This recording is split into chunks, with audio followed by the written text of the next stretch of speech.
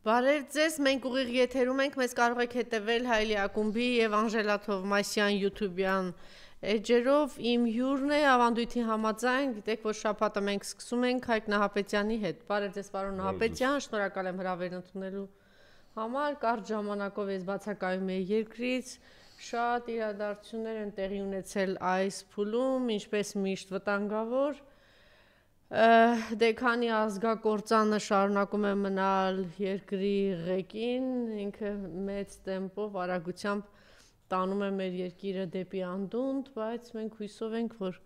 պայքարը իր արդյունքը կտա եւ ինչ-որ մի պահի կարողանանք կասեցնել նրա վտանգավոր կործանարար ընթացքը։ Շատ հետաքրքիր եւ շատ հագեցած շաբաթ էր նախորդ շաբաթը, ես իհարկե դրսից հետևում էի ինչեր տեղի ունենում։ Երկու նախագահները խոսեցին, շատ նման էր իրենց ոճին, դե մարդը ինչպես էլ կա, այդպես էլ իր խոսքն է, իր զրույցն է, իր շեշտադրումներն են, բավականին ծավալուն էր երրորդ նախագահի հարցազրույցը, կարծեմ 5-6 ժամ է ձգվել այդ հարցազրույցը, լավ էր, բավականին բաց անբռնազբոսիկ հարցազրույց էր, մի շեշտադրում նախնական զրույցում խոսում ենք շատ կարճ, բայց ես սովորաբար որ պարոն Նահապետյանը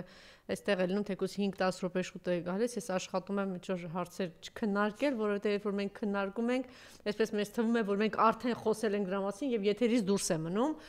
Հիմա ինչի մասին որ խոսեցինք, հույսով եմ որ պարոն Նահապետյանը կանդրադառնա նրան, ինչ որ էսի դիտարկումներ, որ ընդհանրապես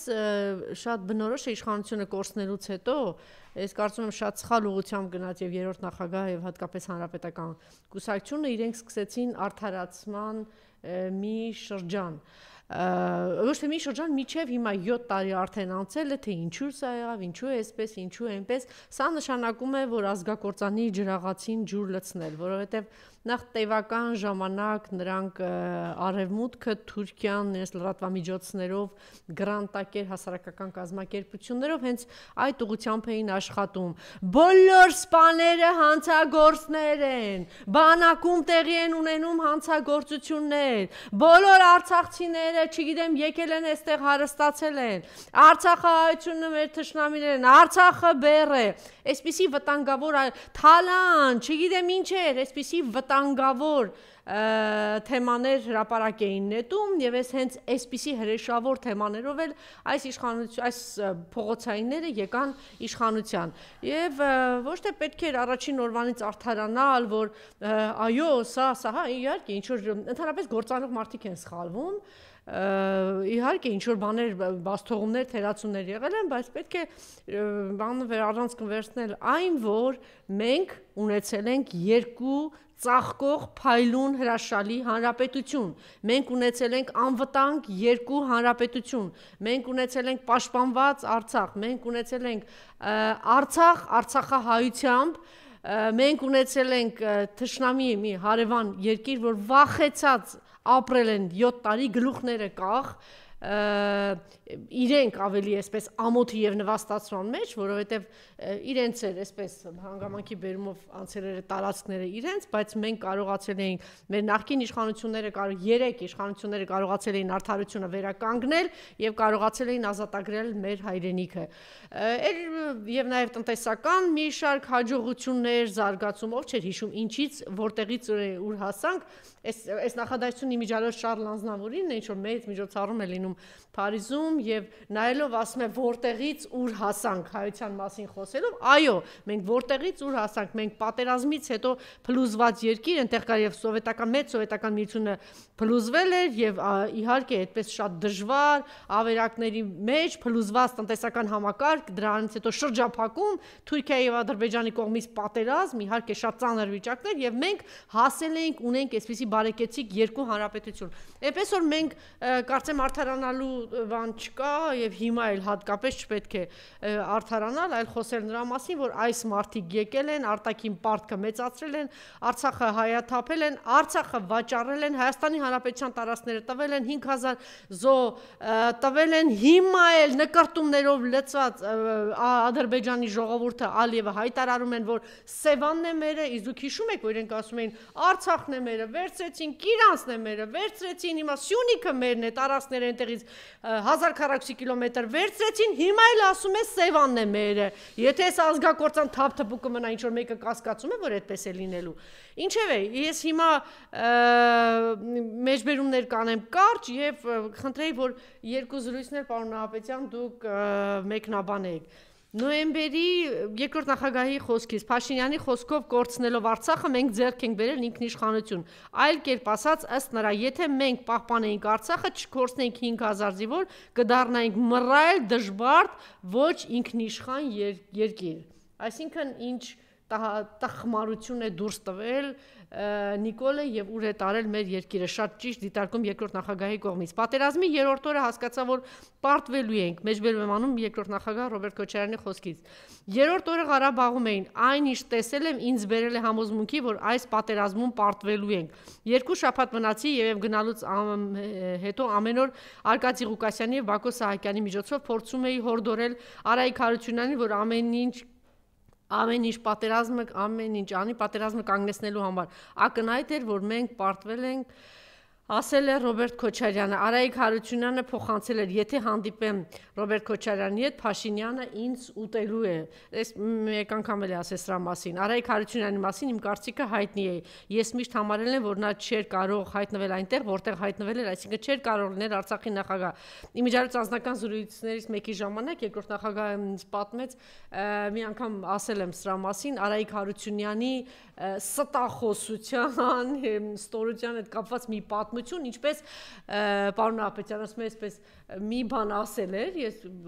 ինքն է եղել եւ Բակո Սահակյանը վստահեցրել է, որ այսպես ճիշտ է, այս ներդրումը սա է, աչքերի մեջ նայելով, գիտեք, չէ, 7 ամիս հետո ասում է, այսպես շատ հստակ մեր աչքերի մեջ նայեց եւ ամբողջությամբ հակառակը, որ ինքը այդպիսի բան չի եղել, ասում է, հասկացա, որ այս անձը թյուրիմացություն եւ խայտարակություն է, սա երևի նկատի ունի, որ եւ այնտեղ նաեւ զգուշացրել է, որ չի կարելի այսպիսի թափթփուկին երկիր վստահել, Արցախ վստահել, ցավոք սրտի չլսեցին Ռոբերտ Քոչարյանին։ Եթե պատերազմի ժամանակ ցանկանան հանդիպել նրա հետ ու փոխանցել իմ առաջարկները, նա պատասխան ուղարկեց, որ եթե հանդիպի ինձ հետ, ապա Նիկոլը իրեն կուտի, սա էր ասել ինձ համար մեկ բան էր հասկանալի, որ ամեն ինչ արվում է պատերազմ հրահրելու համար, ասել է Ռոբերտ Քոչարյանը։ Եթե Նիկոլ Փաշինյանը մտներ բանակցային գործընթացի մեջ 2019 թվականին, ապա շատ մեծ հավանականությամբ ամեն ինչ կավարտվեր մադրիդյան սկզբունքների մոդիֆիկացված տարբերակների ընդունմամբ։ Էլ ինչ որ բաներ, Հայաստանը ամեն ինչ արել է, որ ռուս խաղաղապահները դուրս գան Արցախից, կխնդրեի նաև սրա մասին դուք խոսել, նոյեմբերի 9-ի հայտարարության տակ եղել է Ռուսաստանի նախագահի ստորագրությունը, Պուտինը ստանձնել է անվտանգության պատասխանատվությունը եւ խաղաղապահներ տեղակայել, սակայն Երևանը միակողմանի հրաժարվել է մասնակցել այդ գործընթացին։ Ադրբեջանը համաձայնեց դադարեցնել պատերազմը, սակայն Փաշինյանը մերժեց առաջարկը։ Սա իգիտություն, մենք հաստատ չէինք ունենա այս կամ տարածքների կորուստ, չէինք ունենա այսքան զոր, եթե այդ ժամանակին կանգնեցներ Նիկոլը։ Պարզ է, որ իր տերերը թույլ չէին տալի, որտեվ իրենց ծրագիր դե չէին ամբողջական իրականացնել։ 5-րդ տարեքին տված հարցազրույցում Հայաստանի երկրորդ նախագահ Ռոբերտ Քոչարյանը նշել է, որ իր համար 44-օրյա Արցախյան պատերազմի ամենաանհասկանալի կողմը Ռուսաստանի հրադադարի առաջարկի մերժումն էր Նիկոլ Փաշինյանի կողմից։ Խնդրեի նաև դուք էլ մեկնաբանեք, թե ինչու։ Լավագույն տարբերակը կլիներ, եթե Հայաստան-Ադրբեջան խաղաղության պայմանագրի երաշխավորներ լինեին, սա էլ ուշագրավ բան է եւ կարծեմ նորություն է։ Ռուսաստանը, ԱՄՆ-ն եւ Չինաստանը առաջարկում եմ այս փաստաթղթից բացի ստորագրել եւս մեկը, որը կունենա երաշխիքային համակարգ, քանի որ այս մեկը չունի նման համակարգ, ասել է Ռոբերտ Քոչարյանը։ Այս դրվագին կխնդրեի անդրադառնալ, դե Ռոբերտ Քոչարյանի զրույցները տարբերվում են նրանով, ինքը երբ որ խոսեց նաև Սյունիքի Միջանցքի մասին, նախորդ իր մեծ մամուլի ասուլիսի ժամանակ էլի Սյունիքի հետ կապված ինքը առաջարկ ներկայացրեց, հիմա էլ այսպես առաջարկ է ներկայացնում, իսկ ինչն էր մի շարք ուշագրավ բաներ ասեց նաև Մարիամ երրորդ նախագահը Սերժ Սարգսյանը, բայց ինչն էր ուշագրավ եւ դիխնդրեմ մեր ուշադրությունը սրա վրա հրավիրենք, մեծ կասկած ունեմ Սերժ Սարգսյանի խոսքից մեջբերում, որ Բաքու տարածքների ցուցակում ընդգրկվել են մարդիկ նաև ոչ առանց Հայաստանի իմացությամբ։ Ինձ համար շատ տարօրինակ է, թե ինչու ադրբեջանցիները պետք է գործող հրամանատարին թույլատրեին հասնել Հայաստան, իսկ 2 տարի առաջվա նախարարին տանել Բաքու, հայտարարել է Սերժ Սարգսյանը։ Չեմ կարծում, որ բանը կհասնի իմ արտահանձնման վերաբերյալ Բաքվի պահանջին։ Արցախի նախկին ղեկավարները, ովքեր այսօր Բաքվում են, այլընտրանք չունեին։ 2 երկար կամ փախնել գալ Հայաստան եւ դրանով իսկ խոսքը Բակո Սահակյանի, Վարկադի Ղուկասյանի մասին էր։ Գալ Հայաստան եւ դրանով իսկ համ իրենք իրենց կվարկաբեկեին, համ սրանց հնարավորություն կտային ասել, որ ձեր ժողովրդին թողեցիք եկաք, կամ էլ գնալ ինքնազոհողության, այդ մարդիկ ընտրեցին ինքնազոհողությանը, սպասեցին այնքան մինչև մարդկանց 99.9%-ն անցան այդ անցակետով, տարբերակ կար, որ օդային ճանապարհով իրենց տարհանեին, ինչպես տարհանեցին Սամվել Շահրամանյանին ու մի քանի հոգով, բայց որոշ հանգամանքներ թույլ չտվեցին դա անել, նշել է երրորդ նախագահ Սերժ Սարգսյանը։ Խնդրեմ, ի՞նչն եք առանձնացրել այս զրույցից, խնդրեմ։ Նախ այն, որ 2018 թվականից սկսած ներքաղաքական գործընթացները եւ որի հետևանքով Հայաստանում տեղի ունեցավ իշխանափոխություն, շատ բնական էր, որ հանրապետության երրորդ նախագահ առավոտի կենտրոնանալ այդ հարցերի վրա, որտեղ դա իր կառավարման շրջանն է եղել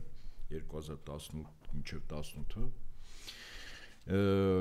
Այստեղ հետաքրքիր ինչն է, որ երրորդ նախագահը հանրապետության ինքը որոշ փակագծեր, ոչ անուններ տալով, բայց հետաքրքիր փակագծեր բացեց, մասնավորապես դեպքերի մասին, որը մինչ այդ ընդհանրապես չէին բարձրաձայնվել։ Մասնավորապես, որ Փաշինյանին ինչ որ առաջարկ է արվել այդ գործընթացների ժամանակ, որ Հայաստանում արևմուտքից ներկայացված որոշ պաշտոնատար անձինք այդ գործընթացների մեջ ներգրավված են եղել, սա առաջին անգամ էր դեպ, երբևիցե սա չէր հնչել։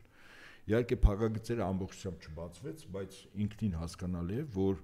այդ առումով Սերժ Սարգսյանը ամբողջովին տիրապետում է ինֆորմացիային եւ անհրաժեշտ պահին միգուցե նաեւ այդ փակագծերը բացվի։ Ես նաեւ կարևորում եմ այդ ներքաղաքական զարգացումների հետ կապված հանրապետության երրորդ նախագահի գնահատականը տրված առայն, որ դա ինքնաբուխ հավաք չի եղել, դա կազմակերպված է եղել այդ Փաշինյան and company, այսպես ասենք, հա, այսինքն պատահական բաներ չեն եղել եւ այս գործընթացները շատ ավելի վաղուց են կազմակերպված եղել։ Հիմա ինչ վերաբերում է հանրապետության երկրորդ նախագահին, հանրապետության երկրորդ նախագահը հիմնական շեշտադրումը դրեց Արցախի հետ կապված, ինչու սկսեց պատերազմը, ինչպես ընթացավ, ինչպես փորձ արվեց իր եւ այլոց կողմից որոշակի փոփոխություններ մտցնել, որը փաստորեն ամբողջությամբ կասեցվեց Հայաստանի օրվա իշխանությունների կողմից, ներառյալ նաև Արցախի այն ժամանակ նախագահ Արայք Հարությունյանի կողմից, տրվեց գնահատականները ինչու Արցախը հայաթափվեց, շատ ես այդ գնահատականները ամբողջովին համաձայն եմ, կիսում եմ, եւ նաև ներկա իրավիճակում ինչ քայլեր կարելի անել, ենթադրենք, եթե տեսականորեն նայենք, որ այսօր Հայաստանում իշխանությունը չի գտնում քաղաքապայմանագրի եւ իր ղեկավարի ձեռքին։ Կոնկրետ։ Եվ այս առումով ես եւս կարևորում եմ, ուզում եմ իմ որոշակի գնահատականներ տալ, միգուցե որոշակի առումով փակագծեր ըստից բացել 18 թվականի ոչ թե ներքաղաքական գործընթացներ, այլ Արցախի հետ կապված ինչը տեղի ունեցել։ Ըստ իս ինչ որ տեղի ունեցավ մինչև 2020 թվականի 44 օրյա սկիզբը, ես ասել եմ, ռազմական տեսանկյունից Փաշինյանը առնվազն 10 դրվագով այլ է քայլեր, որով բանակը տկարացել է։ Գիտակցել է, չի գիտակցել, դիլետանտությամբ է Միջև պատերազմը։ Միջև պատերազմը, այո, միջև պատերազմը։ Դրա մասին ես պարբերաբար ասել եմ, ասենք հիմա էլ կարող եմ այսպես հակիչ ձևով օրինակ ասել։ Խնդրեմ, պարոն Աբեջյան, որովհետև այս տպավորությունն է, որ Արցախը կորցրել ենք, ոչ մի խնդիր չկա, մի հատ է տվել է, գնացե հանձնել է, հələ մի հատ էլ հոխորտում է, չգիտեմ ինչ է ասում, դե մտածում է փակել ենք այդ թեման, էլ ոչ մեկ չի խոսում, ոչ դավաճանության, ոչ ծախելու, ոչ վաճառելու մասին Արցախում։ Ուրեմն այսպես 2018 թվականում 2016-ի քարոզիայից հետո, եթե հիշում եք, որտեղ առաջին անգամ մեր զինուժի դեմ Արցախում կիրառվեց անօդաչու թռչող սարքեր, թուրքական բայրակտարներ, բայց այդ թուրքական բայրակտարները իրականում թուրքական չէին։ Թուրքիայում հավաքվում էին այդ ժողովրդական լեզվով ասած աթրոտոշնի ռեժիմ։ Բոլոր մասերը բերվում էր ՆԱՏՕ-ի անդամ 5 երկրներից։ Ուղղակի Թուրքիայում հավաքվում էին։ Ես չեմ բացառում, անգամ հավաքված բերվում էր, մտնում էր ինչ-որ գործարան, փակ արկղեր մեջ, հետո դուրս էր գալիս, ուղղակի վրան գրվում էր Made in Turkey։ Եվ այդ 16-ի քարոզիայից հետո այն ժամանակ Հանրապետության 3-րդ նախագահի կառավարման ժամանակ որոշում է կայացվում, եթե ապագայում լինի եւս ռազմական գործողություններ կամ առավել վատ պատերազմ, որտեղ դրանք տարբեր բաներ են, ապա երկնքում Ադրբեջանի օդուժի չեզոքացման համար իդեմս այդ անոչացու թռչող սարքերի, որոնցից մեկը հետախուզական էր, մյուսը կամիգացե, որը հարվածում է, երրորդը կառավարում էր։ Մարտը կառավարում էր, կային անոթաչու թռչող սարքեր բայրակտարների։ Պայմանագիր կնքվեց Ռուսաստանի Դաշնության հետ 300 միլիոն դոլարի, գնվելու էր երկնքում հակառակորդի անոթաչու թռչող սարքերի եւ ընդհանրապես օդուժի չեզոքացման համար լավագույն զինատեսակները Ռուսաստանից, դա ռադիոէլեկտրոնային պայքարի կրասուխա եւ խոցող զենք պանցիր։ Այդ երկու զինատեսակը Հայաստանը պետք է գներ։ Եվ շատ տրամաբանական է, որ ցանկացած նոր իշխանություն առնվազն շնորհակալություն պետք է հայտներ նախորդներին, որ նման պայմանագիր կա, ընդ որում վարկ եւ ոչ թե մեր բյուջեի ծախսի հաշվին, որ նման պայմանագիր է կնքվել։ Առաջին հրամաններից մեկը եղավ այն, որ այդ պայմանագիրը չեղարկվեց։ Չկա որից է հիմնավորում։ Այսինքն, այդտեղից հետևություն։ Չեղարկվել է ինչը, հակառակորդի երկնքում առավելությունը չեզոքացնող մեր զինված ուժերի համար գնվող զինատեսակներ։ Ավելին 18-19-ին գրվեց ասահակատիպի, այդ որ մետաղի ջարդուն են ասում, այդ տիպի ուրեմն հրթիռներ, որոնք անօթաչուների դեմ ընդհանրապես էֆեկտիվ կռիվ չէին կարող տալ։ Եվ իմ ասածը, որպեսզի վերացական չլինի, ուշադրություն դարձեք, թուրքական բայրակտարները 2022 թվականի ռուս-ուկրաինական ռազմական բախման ժամանակ 1-2 ամիս այդ անունը հնչեց, հետո չէ։ Այսինքն թուրքական բայրակտարները ռուսական իմ նշած այդ երկու զինատեսակների կողմից եւ տորեր կային, ընդ որում շատ փոքր քանակի գնվեց, որը եւս չեզոքած խոցող զենք է, շատ փոքր քանակի է գնվել ռուսական կողմից։ Եվ ռուս-ուկրաինական բախման ժամանակ թուրքական բայրակտարը որպես շրջանառությունից զենք, որը կարող է եղանակ ստեղծել երկնքում, վերացավ, որտեղ աշխատում էր կրասուխան եւ պանցիրը։ Հաջորդը մեր բյուջեի հաշվին, ռազմական ծախսերի հաշվին ոչ էֆեկտիվ որոշում կայացնելով գնվում է կործանիչներ սուտիպի առանց հրթիռների, առանց զինամթերք, այսինքն պատերազմի համար ինքը մետաղի ջարդուն է։ Ավելին ասեմ, այդ ինքնաթիռները պատերազմի 44 օրերի ժամանակ հսկել են պաշտպանել, որտեղ ինքը շատ թանկ հաճույք է, եւ այդ ինքնաթիռները անհրաժեշտ սպառազինության պայմաններում բավական էֆեկտիվ եւ օդային մարտեր կարող էին վարել եւ մարտեր կառավարել, այսինքն մի քանի գործառույթ են այդ ինքնաթիռների վրա նստած, բայց փաստորեն դուրս է գալիս, որ մեր բյուջեի հաշվին գնվել են զինատեսակներ, որը 44 օրայում բացարձակապես մարտի մեջ չի մտնել, ավելին, որպեսզի հակառակորդը այդ ինքնաթիռները չխոցի, մենք Հայաստանը ստիպված հակաօդային պաշտպանության միջոցներ ա տրամադրել այս 300 համալիրներ, որ պաշտպանեն, որ այդ ինքնաթիռների վրա եթե հարձակում լինի, գոնե այս 300-ները խոցեն։ Այսի երկու դրվագ, հիմա երրորդ դրվագը։ Պատերազմի ժամանակ բնականաբար շատ արագ մարտի մեջ պետք է մտնի ռեզերվը։ Մենք ունենք 5, 18-19 թվականներին, ուրեմն հրաձգային եւ մոտորաձգային գնդեր, որոնք ունեին տեղակայման վայր, 1 այդ տեղակայման վայրում գտնում էր զենք զինամթերք 2 այդտեղ սպայակազմներ 3 այդտեղ ենթասպայական կազմներ 4 այդ գնդերի իմաստը որն էր երբ որ պատերազմ է լինում արդեն զինկոմիսարիատները վաղօրոք զորակոչվող անձնակազմը որոնք շարքային եւ սերժանտական կազմ են իրենք գիտեն որ զորամասերի վրա են իրենք կցագրված եւ ինչ մասնագիտությամբ այսինքն զինկոմիսարիատները աշխատել են որ ստորաբաժանները պետք է համալրվեն շարքային եւ սերժանտական կազմով ենթասպայական սպայական կազմը զորամասերում կա զենքը զինամթերքը կա իրենք զորակոչվում են գնում են այդ զորամասեր արագ ներդաշնակում են անցնում այսինքն հրամանատար ով է ենթականները ովքեր են կարող է 1 շաբաթ 2 շաբաթ 3 շաբաթ կախված թե հրատապությունից որքան ժամանակ արագ պետք է իրենք ինչպես ասում են հրամկազմը պատրաստ լինի, որ գունդը մտնի մարտական գործողությունների շրջան։ Հիմա հարց. ինչու է 5 գունդը լուծարվեց։ Չէ, սա շատ կարևոր բան է։ Եվ հիշում եք 44 օրյան սկսեց այստեղ ջոկատային սկզբունքներով զորք էր հավաքվում։ Դիմացը բանակա ստորաբաժանումներ դու ջոկատ ես կազմում։ Եվ սրա մասին իդեպ հանրապետության երկրորդ նախագահը հստակ ճիշտ շեշտադրումներով ասաց։ Իհարկե, ջոկատի առավելությունը որն է, որ ջոկատի անդամները իրար հետ գիտեն, բայց ջոկատը բանակի պրոֆեսիոնալ բանակի չի կարող կռվել։ Ուրեմն սա 3։ Հիմա 4-րդ դրվագը, որը որ մինչև տարվեց։ Պատերազմի ժամանակ ամենակարևոր գործոնը հաղթանակի զինվորն է, լինի շարքային, լինի սպա, լինի գեներալ։ Մոտիվացիան։ Մոտիվացիան նշանակում է բանակի բարոյական վիճակ կամ մարտական ոգի։ Որն է։ Հրամանը կատարել կյանքի գնով։ Այսինքն եթե տրվել է հրաման, զինծառայողը գիտի, որ այդ հրամանը կատարելուց հավանականությունը մեծ է, որ ինքը կարող է զոհվի, ինքը չի փախնում։ Ինքը կանգնում է, կռվում է, զոհեր է տալիս են, բայց մարտական խնդիրը կատարում է, դա կոչվում է մոտիվացիա կամ բանակում ընդունված բարոյական վիճակ։ Մոտիվացիան շատ կարևոր է։ Օրինակ, Եվրոպան ունի տարբեր երկրներ, ՆԱՏՕ-ի անդամ երկրներ, հսկայականակ բանակ, բայց զրո մոտիվացիա։ Ի տարբերություն եվրոպական երկրների, եվրոպական մասում երկու պետություն կա, որ ունի շատ ուժեղ մոտիվացված բանակ։ Դա Ուկրաինայի բանակն է եւ Ռուսաստանի։ Իդեպ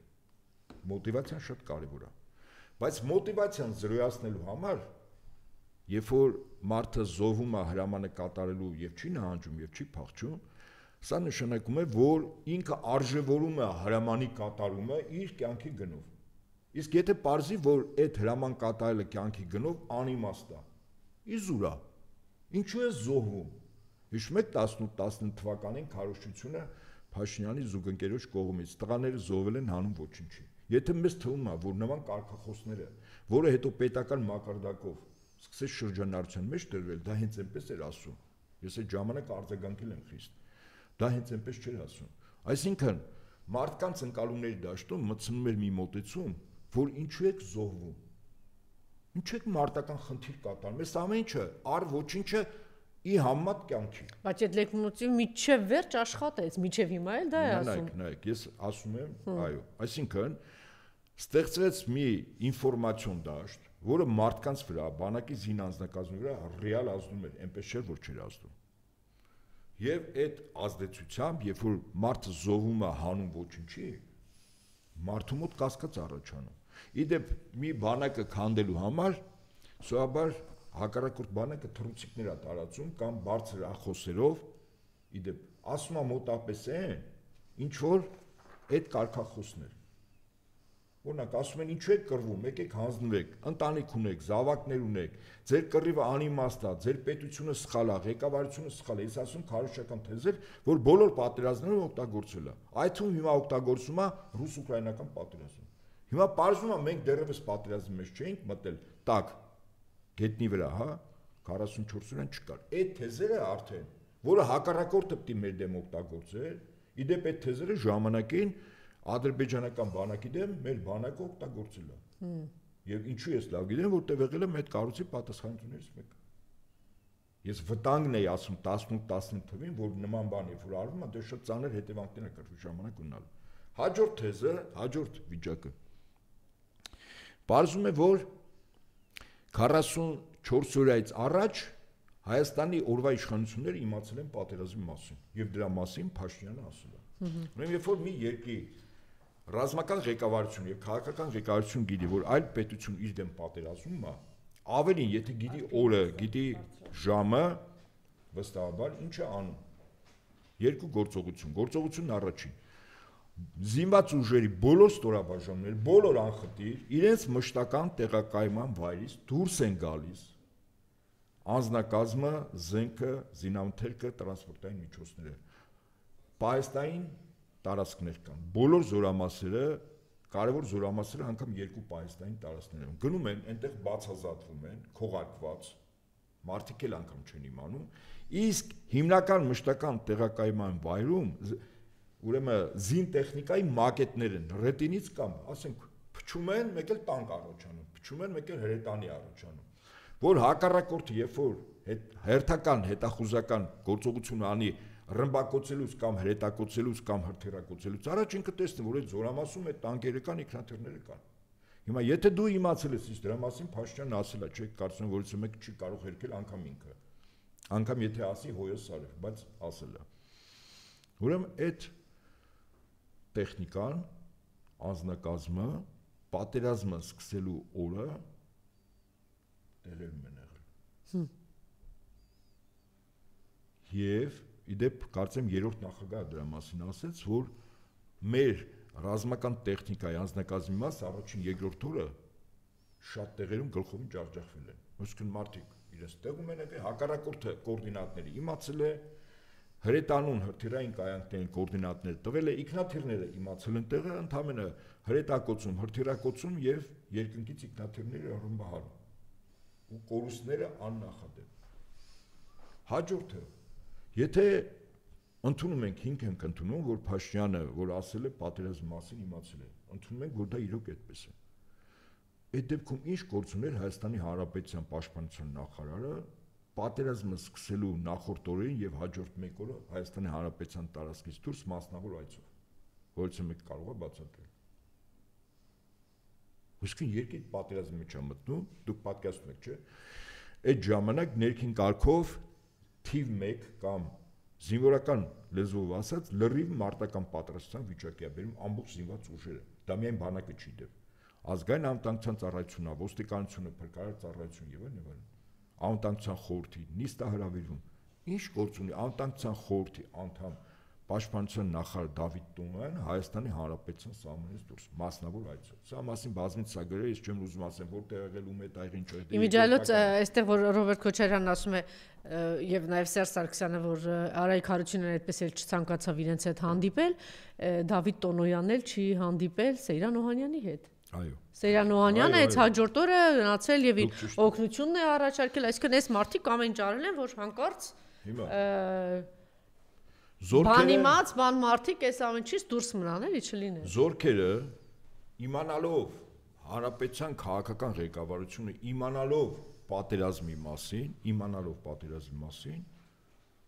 զորքերը զինված ուժերի ստորաբաժանումները մշտական տեղակայման վայրից դուրս չեն բերվել։ Ես բացթողումներն եմ ասում, որը մեզ համար նաև ճակատագրական է դառնում։ Հաջորդ բացթողումը անվտանգության խորհրդի նիստը երկրորդ թե երրորդ օրն է լինում, որտեղ այդ ժամանակ մեր զինված ուժերի գլխավոր շտաբի պետ գեներալ լեյտենանտ թե գնդապետ արդեն խառնում է գեներալ լեյտենանտ Օնի Գասպարյանը անվտանգության խորհրդի նիստում, որի մասին ինքը բարձրաձայնել է հետո, ասում է, որ այն գործողությունները եւ այն ծավալները եւ այն մասշտաբները եւ հակառակորդին օգնող այն պետությունները, որոնք ներգրաված են 44 ծրային, մեզ ամենայն հավանականությամբ բերելու է պարտության։ Անվտանգության խորհրդի նիստ ազդակ։ Հաջորդ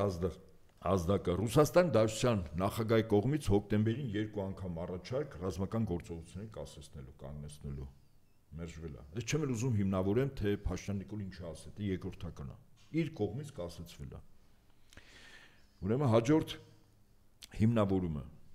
բարձում է, որ 20 թվականի սեպտեմբերի սկզբին Ռուսաստանի Դաշնության անվտանգության խորհրդի նախկին քարտուղար ներկայումս Ռուսաստանի նախագահի օգնական Պատրուշևի կողմից Հայաստան ուղարկվում համատեղ Հայաստանի եւ Ռուսաստանի զինված ուժերի միջև հրամանատարաշտաբային զորավարություն անցկացնելու պլանը, որտեղ փաստացի ադրբեջանական բնակավայրերի եւ հայկական բնակավայրերի անվանումները 1-2 տարի փոփոխությամբ մոտապես իրապես նշվում է Ադրբեջանի կողմից հարձակման ժամանակ այն գործողությունները, այն ուղղությունները, որով Ադրբեջանը փորձել է ճեղքումներ կատարել, գրավել եւ այլն։ Եվ այդ փաստաթուղթը ստացել է անվտանգության խորհրդի քարտուղարը Հայաստանի Արմեն Գրիգորյանը։ Ավելին ասեմ ձեզ, այդ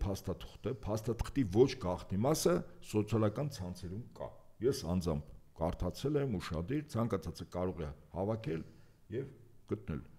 Ավելին, այդտեղ նշված էր, որ անգամ Թուրքիայի որ քաղաքից, նորից եմ ասում, 1-2 տարի փոփոխությամբ, Թուրքիայի որ քաղաքից մի քանի հազար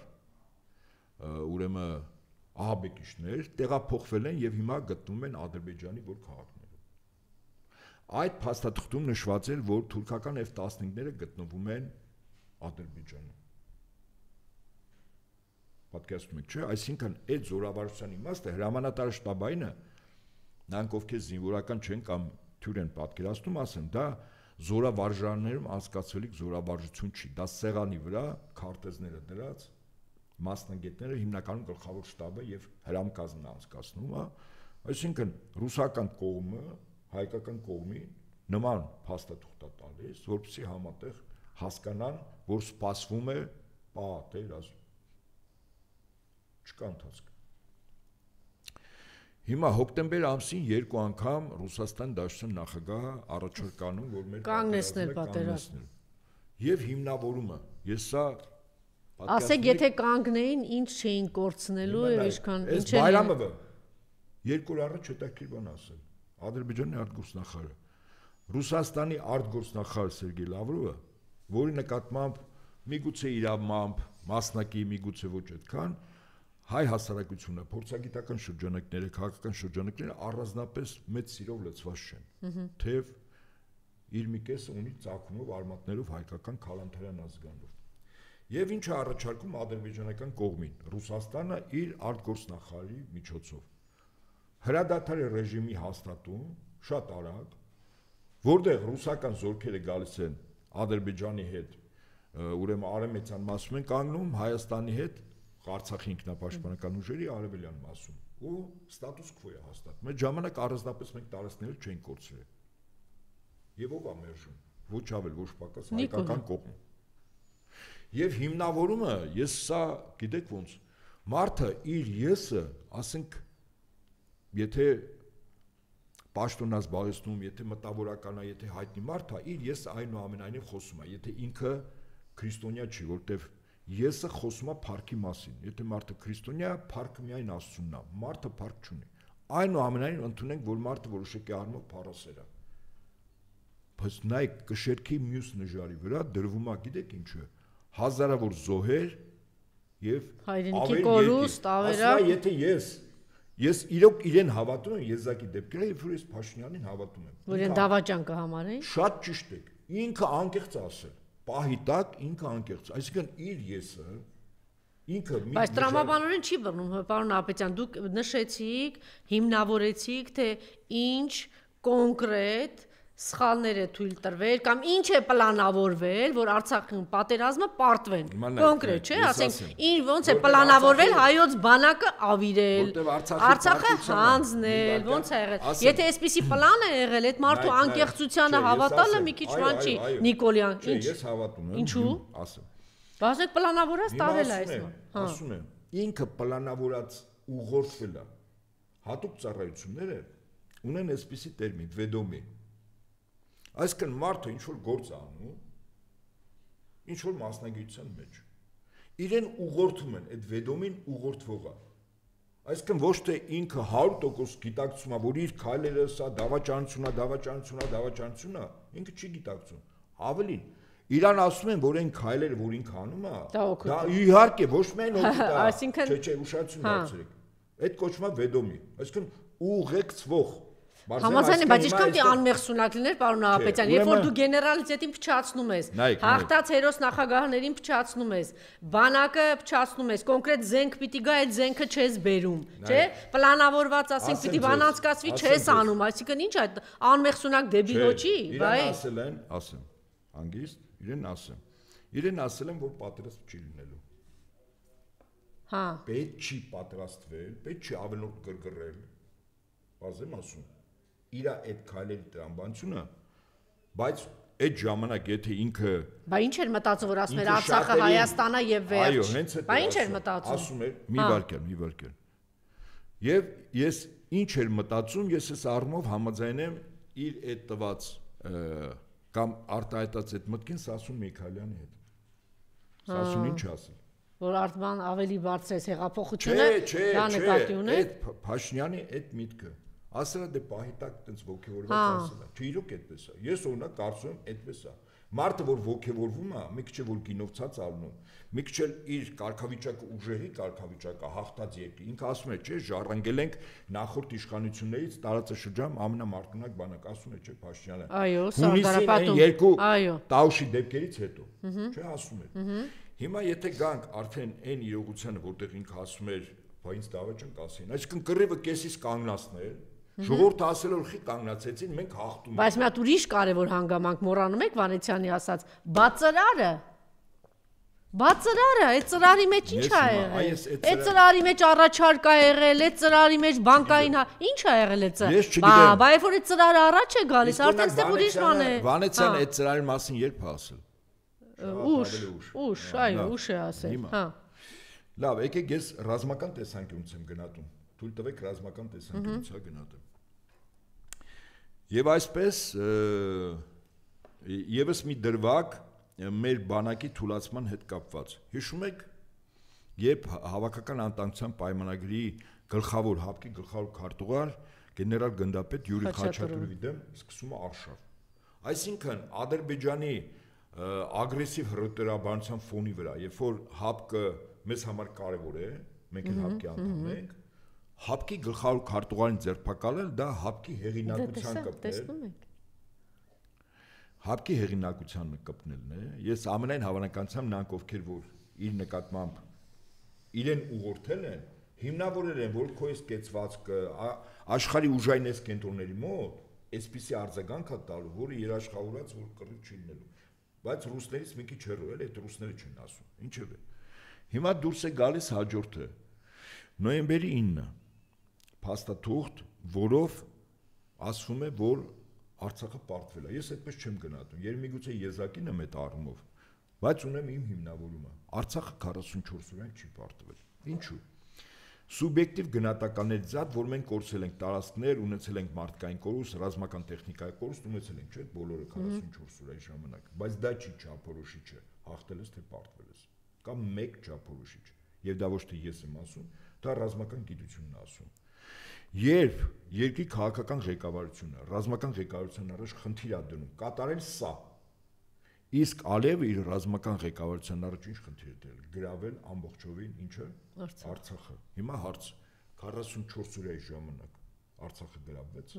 Ոչ։ Կորուստներ ունեցանք տարածքային, մարդկային եւ զենքի։ Ադրբեջանը ունեցավ մարդկային եւ զենքի։ Տարածքային։ Այսինքն ձեր տրամաբանությամբ ոչ թե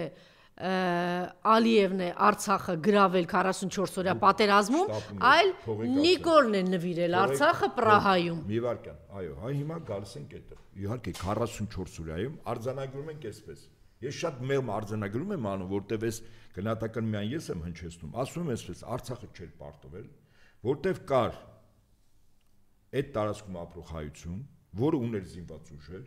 որը Հայաստանի հետ ուներ ցամաքային կապ, միջանցք, որտեղ Ադրբեջանի որից է կառույցի ներկայացուցիչ չկար, պլյուս ռուսական խաղապարները։ Այսինքն արձանագրում ենք, Արցախը չէր պարտվել, արձանագրում ենք մյուս կողմից Ադրբեջանը չէր հաղթել։ Իսկ եթե ավելի անկեղծ լինեմ եւ այդ գնահատականը ես այսպես ասեմ, հա, խարսխեմ ռազմական գիտության վրա, Ադրբեջանը պարտվել է, որտեղ եթե խնդիր է դրում Ադրբեջանի զինուժի առաջ քաղաքական ղեկավարությունը, եւ նա չի կատարում, ինքը պարտվում է, բարձ է։ Ուշադրություն դարձեք հիմա Արցախի 44 օրյան ինչպես որակեց Ալիևը, դա ինչ պատերազմ էր։ Հայրենական։ Այսինքն ինքը գնում էր ազատագրելու։ Հիմա գնանք առաջ։ 4 երրակողմ հայտարարություն ա կնքվում 20-21 թվականներին։ Մեկը 20-ի նոյեմբերի 9-ին, երեքը 21 թվականին, առաջին հունվարի 12 հունիս եւ նոյեմբեր, որով ռուսական կողմը որպես միջնորդ երաշխավորում է տարածաշրջանում նոր ստատուս քվոյի հաստատումը, Ռուսաստանը երաշխավոր է, Արցախում ապրող մեր հայրենակիցների ներկայությունը այնտեղ եւ Հայաստանի հետ Արցախի կապը։ Հիմա ինչ քայլեր է արվում Հայաստանի օրվա իշխանությունների կողմից։ Հայաստանի օրվա իշխանությունները որոշում են, որ ռուսական կողմի միջնորդությունը այդքան էլ արդյունավետ չի։ Ես շատ մեղմ եմ ասում, արդյունավետ չի։ Իսկ միգուցե այդ ուղղորդողները Վեդոմի կարգավիճակով հուշում են, ասում են, չէ, այդպես չի լուծվի Արցախի հարցը, միջնորդը փոխվում է։ Եվ միջնորդով է դառնում եվրոպական կողմը, Բրյուսելը։ Եվ 2021 թվականի նոյեմբերից մինչև 2022 թվականի հոկտեմբեր Հայաստանը Ադրբեջանի հետ բանակցում է միայն Արևմտյան դաշտում Բրյուսելում։ Եվ այդ բանակցությունների վերջնարդյունքը լինում է հոկտեմբերի 6-ին Պրահա, որտեղ Արցախը ճանաչվում է Ադրբեջանի մաս։ Գիտեք սա ինչ է, ես այդ ժամանակել եմ այդ վտանգի մասին բացատրել, վտանգը հետևյալն է։ Եթե 44 օրյան Ալիևը հիմնավորում էր աշխարհին, որ դա ազատագրական պատերազմ է, իր տարածքները ինքը ազատագրում է։ Ուժային որոշ կենտրոնների ինքը համոզել էր եւ օրվա Հայաստանի իշխանությունները նպաստել էին այդ հիմնավորումներին, որտեղ Ալիևը ասենք ինչ էր հիմնավորում ուժային կենտրոնների ղեկը, ասում էր Փաշինյան ինձ այլընտրանք չի թողել։ Բանակցությունները փակուղի համացրել, գնում է Արցախում ասում Արցախը Հայաստանն է եւ վերջ, հա։ Հիմա ուշադրություն դարձեք, թվում է թե Ալիևը ինչ պետք է անի։ Եթե Արցախի նկատմամբ երկրորդ պատերազմը մղի, ինքը էլի պետք է ասի, չէ, հայրենական է։ Բայց այստեղ 4 երրակողմ փաստաթուղթը Ռուսաստանի Դաշնության նախագահի ստորագրությամբ խոչընդոտ է, չէ, այդ հայրենականին։ Գիտեք, ինչ է ասում Ալիևը, շատ տրամաբանված։ Հաշվի առնելով, որ 22 թվականի հոկտեմբերի 6-ին Արցախը այլևս Հայաստանի օրվա իշխանությունների ձեռամբ ճանաչվել է Ադրբեջանի մաս, Ալիևը աշխարհին ասում է. տեսեք, Արցախը իմ երկրի տարածքն է։ Հիմա հարց, ինչ գործում իմ երկրի տարածքում զինված անձ, զինված ստորաբաժանում, ռազմական տեխնիկա, ինչ գործ ունի։ Այսինքն երկրորդ Արցախի ամբողջովին հայաթափումը 23 սեպտեմբերի 19-ից սկսած մի քանի օր տևեց։ Հիմնավորումը ոչ թե հայնական պատերազմի շարունակություն, այլ ուշադրություն դարձրեք, որտեղ ինքը պիտի տա հիմնավորումները թղթի շարում, այլ հակահաբեկչական գործողություն, որտեղ իր երկրի տարածքում աբեկիչներ են, ճիշտ է։ Ով է օգնել դրանում իրեն, ով օգնել որպեսզի բան հայտնի։ Ինչպես գալիս ենք։ Միայն կարճ, որտեղ այնքան հարցեր ունենք այսօր քննարկելու թվում արդեն 40։ Սա կարևոր է, ես ինչով եմ կարևորում, էլի, որպեսզի մենք հասկանանք։ Բայց պարոն Ապետյան, տեսեք, ձեր կարծիքը հետաքրքիր է։ Արդեն 5 տարի անցել է։ Նիկոլին հաջողեց այդ թեման այնպես անել, որ սառի մարի մեր հանրության մեջ, Արցախը բեռ էր, Արցախը տվեցինք, հիմա մենք հանգիստ հանրապետություն ենք կառուցում, 4-րդ հանրապետությունն ենք կառուցում, որ կոչվելու է Ադրբեջանի, իրեն հաջողել է, թե չի հաջողել, եւ կարծում եմ մեր կարևոր գործը դեր այն է, որ մենք հիմա դրա մասին գրեթե չենք խոսում Արցախի մասին, իհարկե հիմա մի քիչ բան է մտածել ֆանտազիայի անի ժանրից էլի, մտածել հիմա Արցախայության վերադարձ եւ այլն, որտեղ պետք է սրանց ճանապարհենք ու երկար աշխատանք կա Արցախայության վերադարձի հետ կապված, բայց մենք մեր հանրությանը պիտի հասցնենք, որ Արցախի կորստից հետո է, որ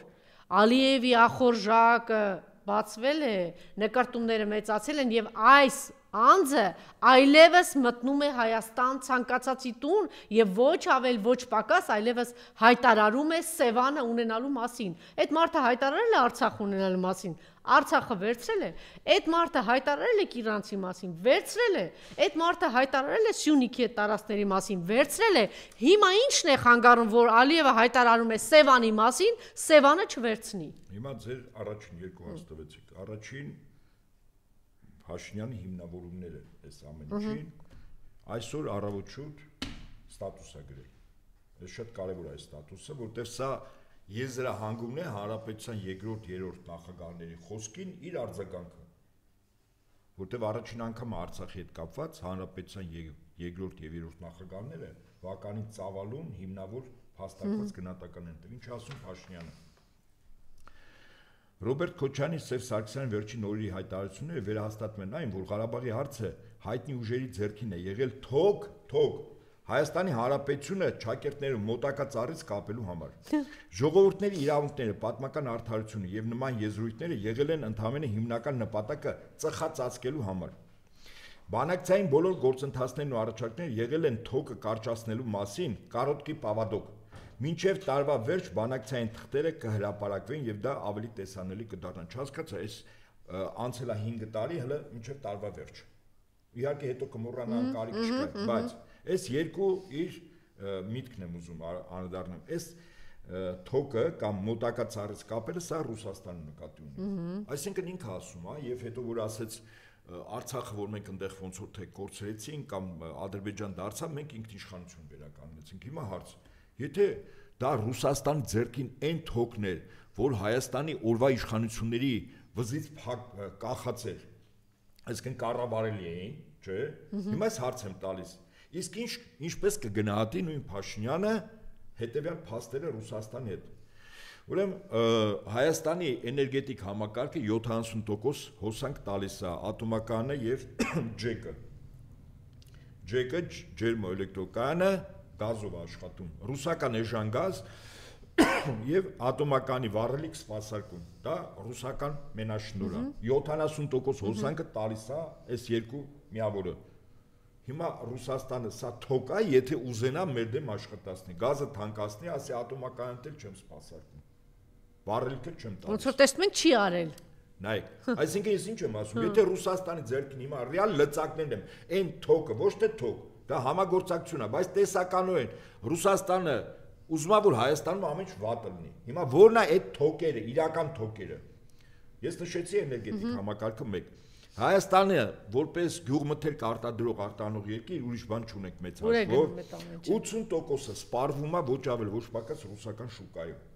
Այդ թոկա, իհարկե թոկա, եթե Ռուսաստանը ուզի օգտագործել։ Հաջորդը երկաթուղին էլ ցանցերը Ռուսաստանից 3 միլիոն հայերի աշխատած գումարների մի մասը իրենց հարազատներին ուղարկել է տրանսֆերների տեսքով, որը բյուջեի մեջ առյուծի բաժին է կազմում։ Ես նշեցի առնվազն 5 թոկ իհարկե իր բառամթերքով եմ ասում, որ այդ թոկերը եթե Ռուսաստանը օգտագործի Արցախը ինչ կապ ուներ սրա հետ, քեզ խեղճացնելու կամ հանրապետության 3 նախագահներին խեղճացնելու համար։ Այդ թոկերը սրանք են, չէ՞։ Իր եղբայրական երկրների հետ կապված ինքը ժամ։ Ուրեմն այս երկու հիմնավորումը, որտեղ ինքը տալիս է որ Ռուսաստանը օգտագործում էր Արցախը որպես ծառից կապած թոկ կամ մեր երկրի ղեկավարներին վզին գցած թոկ, ինչ է 0 որտեղ իրականում եթե Ռուսաստանը կրկնում եմ այս 5 դրվագով եթե միաժամանակ աներ Հայաստանը մեծ հաշվով մի ամիսը չշնչի եւ այսպես իր շարունակությունը պատերազմը կանգնեցնելու բոլոր առաջարկները եղել են թոկը կարճացնելու մասին այսինքն իրան որ Ռուսաստանի նախագահը կռիվը կանգնացրու որովհետեւ հետո ռուսական զորքերը գալու են Արցախ այ որ ռուսական զորքերը եկան Արցախ Դանիշակ որ Հայաստանի ղեկավարության վրա լրջագույն ազդեցության գործիք։ Այսինքն միջև վերջին հայ կորցանունից որ փրկել է, որ հետո այդ 120, 130 հազար, 150 հազարը եկել են Հայաստանի այդ Պուտինի շնորհիվ է Ռուսաստանի Դաշնության, ինքը դրա մասին չի խոսում։ Հաջորդը թոկը կարճեցնելու այս process-ի վերջնանպատակը եղել է Հայաստանի պետականության վերջ դնելը։ Մի պետականությունը կործանեց։ Եվ ով է խոսում, մի պետությունը կործանել է այս մարդը։ Այս սցենարում Ղարաբաղի կոնֆլիկտը պետք է ավարտվեր միայն ու միայն Հայաստանի պետականության։ Այ լավ, մի ընթերցեք էլ իր ասացվածները, ինչու՞ է կարևոր աբսուրդը անհետեցություններ է դուրս տալիս։ Բայց չիմանանք որ անհետեցություն։ Չէ, մենք վաղուց գիտենք արդեն ինքը ով է եւ ինչ է։ Ուրեմն հաջորդը մի վարքան էլի, թույլ տվեք։ Երկու նախագահները առաջարկում են վերադառնալ այդ սցենարին, որն ի սկզբանե գրվել իրագործել Լենին Պարծա Գորբաչով կարգախոսի եւ մեծ հավանականությամբ KGB հովանու ներքո, կրկին KGB, այս KGB-ա ցավ են կպել։ Ուրեմն ասեմ ձեզ, KGB որպես կառույց գոյություն չունի 90-91 թվականից, չկա այդպես։ Քանիսին էր, 55, 54-ին, 56-ին։ Այդպիսի կառույց չկա։ Բայց եթե ասող ես, ասա FSB, որ FSB-ից միանգամից արձագանք։ Իմիջիայլոց այս KGB-ի հետ կապված Նիկոլ Զախարովան, ասենք, գետինը մտներ ավելի լավ է։ Քեզ ամբողջ աշխարհով մեկ ասեց, որ դու տգետ ես։ Երբ որ դու ասեցիր, որ ցեղասպանության, պարզվեց ցեղասպանության մեղավորն էլ է KGB-ն։ Զախարովան պատասխանեց, չի ասեց, այդ 15 թվին 54-50 KGB գոյություն չի ունեցել։ Այսինքն գոնե, այն որ ասում է քո բոշայությունը, տգիտությունը, չգիտեմ, ինչությունը պահի գոնե մեր 4 պատերի մեջ, անում ես ինչ որ բաներ ես տգետ դուրս տալիս։ Աշխարհով մեկ էս խայտարակ էս ան գոյություն չի ունեցել, խոսում է, ոնց որ հիմա որ թվից գոյություն չունի,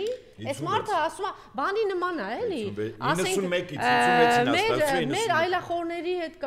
մասին է, էլի խոսքը մի փոքր շեղվեն, պարոն Հապետյան։ Վաղուց արդեն սովետական միությունը գոյություն չունի, KGB-ն գոյություն չունի։ Այս մարդիկ ասենք այնտեղ հավին աղվեսը խեղդում, ասում է KGB-ն է մեղավոր։ Մի հատ ինչ որ մի բան տեղում, ասում է KGB-ն է մեղավոր, Ռուսաստանն է մեղավոր կամ սովետական միջ, ասում ես գոյություն չունի, ասում ես ընկեր, ալո, բարև, այդ քո սիրելի արևմուտքը գազային ցեղասպանություն է անում։ Հрьяաները ցեղասպանություն, յա, բա KGB-ն, բա սովետական, այս մեր այդ հիվանդ այլախոհների նման է, էլի, հիմա էս էլ այդ ուղղությամբ ակնում։ Ես մի կարևոր բան բաց թողեցի։ 44 օրայի ժամանակ Ղարաբաղի որոշումների կայացման վայրը, որտեղ գեր գաղտնի տեղ է, հատուկ անցաթղթով էր մտնում, ինչ գործ ունեին քաղաքացիական անձինք Հայաստանի Հանրապետությունից։ Մարդիկ են եղել, որի արդյունավետությունը այդտեղ լինելու 0 էր։ Իսկ մարդը զինվորական չէր, զինվորականները քարտեզների վրա որոշումներ էին կայացնում, որից մեկը կարող է հոդաբաշխ բացատրել։ Այդ ընկերու համար եք ասում, հա։ Նրանը գիտենք ինչ արել։ Ասում է, չէ, բարոյական աջակցություն։ Բա մյուսները։ Ինչ է նշանակում բարոյական։ Ես չգիտեմ, դա ասողին հարցրեք, ես չեմ ասել։ Բա մյուս քաղաքացիականների Իմիջիայլոց եկեք սա էլ չմոռանանք ասենք, այդ հարցը ամենաշատ բարձրացրեց Գառնիկ Իսագուլյանը եւ տեսակ չէ ոնց վարվեցին Գառնիկ Իսագուլյանի հետ։ Ձերբակալեցին գործեր, այսինքն այն մարդիկ, որ ճշմարտությունն էին ասում էին տիկին դու ինչ գործ ունեիր այդտեղ, հա? Հետո նաեւ գեներալներից մեկը Մովսես Հակոբյանն էլ էր ասել, չէ, ինչ գործ ունես Անայի հետ։ Փաստորեն ով որ բանը ասում Անային կամ միանգամից ձերբակալում են կամ քրեական գործեր կամ տանում են մահվան եզրին։ Տեսենք ինչ օրն էին գցել, էլի Գառնիկ Իսագուլյանը։ Ուրեմն ասեմ այսպես։ Եվ այդտեղ նաեւ այլոք են եղել, որ իրավունք չեն ունեցել։ Գալու է ջի։ Այլ քաղաքացիական անձինք են եղել Հայաստանից։ Հիմա վերջում ասում է իր մտքի բանը, սպասվող արդյունքը երկու նախագահներին ասած 0 գումարած 0 հավասար է 0, ագինը թվաբանություն գիտի Պարկ Հաշինյանը։ Հիմա ձեր ասած այդ բանի վերջին ձեր միտքը, երբ թաղել են, էլի Արցախի թեման։ Ուրեմն նայեք, մեղավորության պահով, որ նոր ասում եք, հա, որ մեղավոր, մի հին անեկդոտ կա, ես շատ հակիրճ եմ ուզում ասեմ։ Մեկը մտնում է բարձրակ շենքի մուտք, նայում է 90 տարեկան մի ծերունի մուտքի մոտ նստած հոնքուր լաց է լինում։ Ասում է Սիմոն դայի ինչ ա եղել, ով է մահացել քո հարազատներից, ասում է ոչ մեկ, ասում է բախես լացում։ Ասում է 5-րդ հարկի հարևան Վարդուշը 7-րդ աղջիկն ա ունեցել, ասում են հետո ասում են դու ես մեղավոր։ 90 տարեկան Սիմոն դային մեղավոր է, որ հարևան Վարդուշը աղջիկ ա ունեցել։ Հիմա այստեղ նորից եմ ասում 18 թվականին թուրներ այ ձեռք եղել, գրիշներ այ ձեռք եղել եւ որոշումները ինքն է կայացրել։ Եվ հետեաբար եւ պատասխանատվությունը եւ մեղավորությունը։ Իմ հարցին գանք, հա, որ իրենք ամեն ինչ անում են, խնդրում եմ կարճ, որտեվ էլի երկու կարևոր հարց կա, ուզում եմ խոսենք դրա մասին, բայց դի խնդրեմ, եթե նորան այրային զանգահարեք, ասեք մի փոքր ուժ գա, որտեվ մենք չենք հասցնի այս հարցերին անդրադառնալ։ Չէ, ուզում եմ նաև այսպես բան, որ իրենք ամեն ինչ արեցին այս 5 տարվա ընթացքում, որ ես էլ եմ իմիջավայր մեր կան տենց անասուններ, որ ասում են դե հիմա ինչ Արցախը բաներ, էլի բերեր պիտի տայինք Արցախը կամ Արցախը բաներ։ Հիմա ես հատուկ դա շեշտեցի, որ երբ որ ինքը ասում էր Արցախը մերն է, Ալիևը պիտի Արցախը վերցրեց, երբ որ Կիրիլյանցը ասեց վերցրեց, Սյունիքը այդ հատվածներն ասեց վերցրեց, հիմա ասում է այս հատուկ աշկալուսանք են անասունների համար, որ ասում էին դե ինչ ա Արցախը պիտի տան։ Ես դրա մասին եմ ուզում ասել, որովհետև այս անասուններին միջև իրանց դրանը չեն հասնում, իրանց երեխաներին չեն հասնում, այդ ոչինչ որ 150,000 անտուր, այդ ոչինչ որ հայրենիք են կորցրել, ոչինչ որ այդքան զոհեր ենք տվել, ոչինչ որ այդքան հողեր ենք տվել, այդ ոչինչ։ Գան հասնեն իրանց դրանը, հիմա իրանց դրան մասին եմ ուզում խոսել։ Այս մարդը կոնկրետ ասում է Սևանը վերցնելու։ Հա, եւ մի միջանկյալ հարց էլ Էրդողանին, այն հիշում եք, մի հատ անմեղսունակ կա, իմիջիայլոց այդ անմեղսունակին, որ ինքը պիտի պատասխան տա այդ մակունցը, հիշում եք ինչ էր ասում։ Ասում էր, որ մեր եղբայր մոտավորապես էլի դե եղբայր չէր ասում, որ Էրդողանը Թուրքիան երբեք բան չի անի, չէ։ Դա ասել է պատերազմից 2-3 օր առաջ, ասել է որ Թուրքիան չի միջամտի, այս ամեն, այո, սա ասել է ոչ ավել ոչ պակաս մակունցը, որ հետո ժամանակ ֆրակցիայի ղեկավարն էր։ Ֆրակցիայի ղեկավար էր, հետո գնաց Միացյալ Նահանգներ դեսպան, հիմա էլ գլխավոր խորհրդական է։ Ինչ է ասել Ալիևը հիմա։ Ղարաբաղ Էրդողանը հիմա Ղարաբաղի ազատությունը, հպարտություն է Թուրքական աշխարհի համար Ղարաբաղում, Արցախում հաղթանակը ոսկե տառերով է գրվելու թուրքական աշխարհի պատմության մեջ, մեր ընդհանուր պատմության մեջ։ Հիմա այս անմեղ սունակ մակունցին, չգիտեմ, իր ասացի համար դի պատասխան տա թե ոչ։ Սա, այսինքն, այս թիմը նվիրաբերել է ոսկե տառերով թուրքական, տեսեք ինչ է ասում է։ Թուրքական աշխարհի համար սա, չգիտեմ ինչ էր, Էրդողանի աշխարհից սեփ մի հատ տվեց Էրդողանի գլխին, ասեց Ալիևի գլխին, ասեց վերենգի հետ ես եմ արել։ Արցը հիշում եք, որ ինք ասեց ազատագրումը ես եմ, հա։ Գնահատական տվել, որտեվ թուրքական աշխարհի, թուրանական աշխարհի Թուրանը ստեղծելու սեպի նման ոչ միայն Սյունիքը, այլև ամբողջ Հայաստանն է խրված։ Հիմա մենք Արցախը կորցրեցինք մեր հիմնական այսպես պաշտպանական բնակիչների տուգությամբ, հաջորդը Սյունիքն է եւ վերջին հաշվով Հայաստանն է։ Գիրանցը չվերցրեց Սյունիքից առաջ։ Այս մարդը ասում է Սևան, Սևանը վերցնում եմ։ Ոչ միայն Սևանը, անկլավների մասն է խոսքը գնացել։ Ուրեմն անկլավների վտանգավորությունը։ Տիգրանաշեն կամ Քյարքին երբ որ վերցվում է, Հայաստանը երկու մասի է բաժանում, որտեղ Ադրբեջանը գալիս է զինված ուժերը միջպետական ճանապարհի վրա, իսկ այդ միջպետական ճանապարհի մի հատվածը իր ժամանակին իշխում է Նաիլ Հոխիկյանը, երբ հաղորդում էր վարում, շատ հետաքրքիր է, մի 6-7 կիլոմետր թե 10 թիվը չեմ հիշում։ Ամբողջ ճանապարհը միջպետական ասֆալտ էին արել։ Այդ մի կտորը ասֆալտ չէին արել։ Դա մինչև պատերազմը, մինչև 20 թվի 44 օրյա։ Այսինքն այն ժամանակ ինչու չեք արել։ Քյարքի մոտ ինչու չեք, այսինքն ինչու փող չեք ծախսել։ Թե նորմալ ասֆալտ անելը, ասենք մի կիլոմետրը կարող է մի քանի $100,000 փող լինի։ Ինչու չեն արել։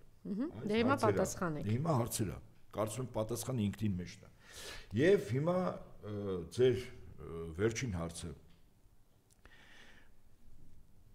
Երբ տրվում է Տիգրանաշենը Քյարքին, Հայաստան ուղղակիորեն քարտեզը դրեք նայեք հարգելի մեզ լսողներ եւ հայրենակիցներ, ուղղակի այն վզի մասը ամբողջովին կտրվում է։ Երկրորդ, Տաուշից անկլավներ։ Ես ինքս ծառայել եմ այդ ուղղության վրա, տարիներ շարունակ հրաշալի գիտեմ, ինչ ասել է այդ տարածքները տալ։ Այդ տարածքները տալ նշանակում է Ադրբեջանին նախ փակում ես Վրաստանի հետ կապը, ցանկացած ժամանակ կարող է դուությամբ փակել եւ հսկողություն ես ունենում գազամուղի վրա։ Վերջ։ Ռուսաստանից Հայաստան մտող միակ գազամուղի վրա։ Սա էլ ձեր հարցի հետ պատասխանը, որ ինչ ասելա անկլավներ տալ։ Սևանը ինքը ստրատեգիական նշանակություն ունեցող։ Այստեղ նաեւ ինքը դու կարծում եք պատահական է, որ Արցվաշենի մասին է խոսում, պարզ է, չէ՞ որ աբսուրդ է։ Արցվաշեն ինչի բերեց հրապարակ, որ հեշտությամբ հանձնի, այո, որ մնացած հատվածները Հայաստանի տա, այստեղ էլ մոլորեցնում այն ապուշների, որ ավանակի տեղադրել էլի հայ ժողովրդին, որ բանա, դե ինչ եք ուզում, այսքան տարածքներ տալու ենք, որ մի հատ Արցվաշեն է բանը։ Եվ Սևանը ինչով է կարևոր։ Այստեղ միայն Սևանը այդ տարածքներում Բասարգեչար բան եւ այլն թուրքերին բնակեցնել չի։ Սևանը ստրատեգիական նշանակություն ունեցող խմելու ջրի մեծ ամբար է։ Իմիջիալս Պուտինը վերջերս խոսեց դրա մասին, ասեց այդ խորհրդային շրջաններում ջրային պաշարների խնդիր, դա շատ կարևոր հարց է, այսինքն քննարկում է այդ ոսկին է, Սևանի քաղցր ջուրը, ոսկի։ Այո։ Այո։ Այսինքն Ալիևը երբ որ Գյոչը ասում է, ինքը ոչ թե այս պայն նկատի ունի, որ Վարդենիս Բասարգեչյան թուրքերը պիտի գան։ Իհարկե, երբ որ ինքը ելք է ունենում այդ լճի վրա, այդ լճի ջուրը ամբողջովին կարող են քաշել։ Հիդը։ Իսկ ինչու՞ չէ։ Իրանց մասով, հենց ելք ունեցան։ Եվ այս առումով այո շատ վտանգավոր է։ Ու ասում է Պուտինը, ջրային ռեսուրսների հարցը ավելի հրատապ է դառնում ԱՊՀ երկրների համար։ Այնպես որ մեր համար ասում շատ կարևոր է, այսօր Պուտինի խոսքերն են, այո։ Մեզ համար պարզևորն է, լավ, շատ լավ։ Եվ հիմա անցնենք հաջորդ թեմային, եկեղեցու հետ կապված, գիտեք որ հարցակումները շարունակվում են, պատարակները շարունակվում են։ Իմիջիալս մի հատ երգիչ կա, ինչ էր մգերա մխե, ինչ է մխեր, մգեր, մդեր, ինչ է դրա անունը։ Մհեր Արմենիա։ Մգերա, չգիտեմ ինչ է։ Հա, այս թյուրիմացությունը պարզվում է, տեսակ դուք, պարոն Նահապետյան։ Այո, ներկա էր այդտեղ, գնացել էր եւ ինչ որ բանից է խոսում, խաղաղություն է ուզում, սեր է ուզում, չգիտեմ ինչ է ուզում, ասում է դրանով, բա 3 սար թյուրիմացություն, այ թափթփուկ։ Այս այնքան ողորմելի թշվառես, որ մարդ չի էլ ուզում, չէ, այսպիսի կերպարները, որ ոտքերի տակ վազվզում էին Սերժ Սարգսյանի տիկնոջ եւ այլոց, գիտեք, այս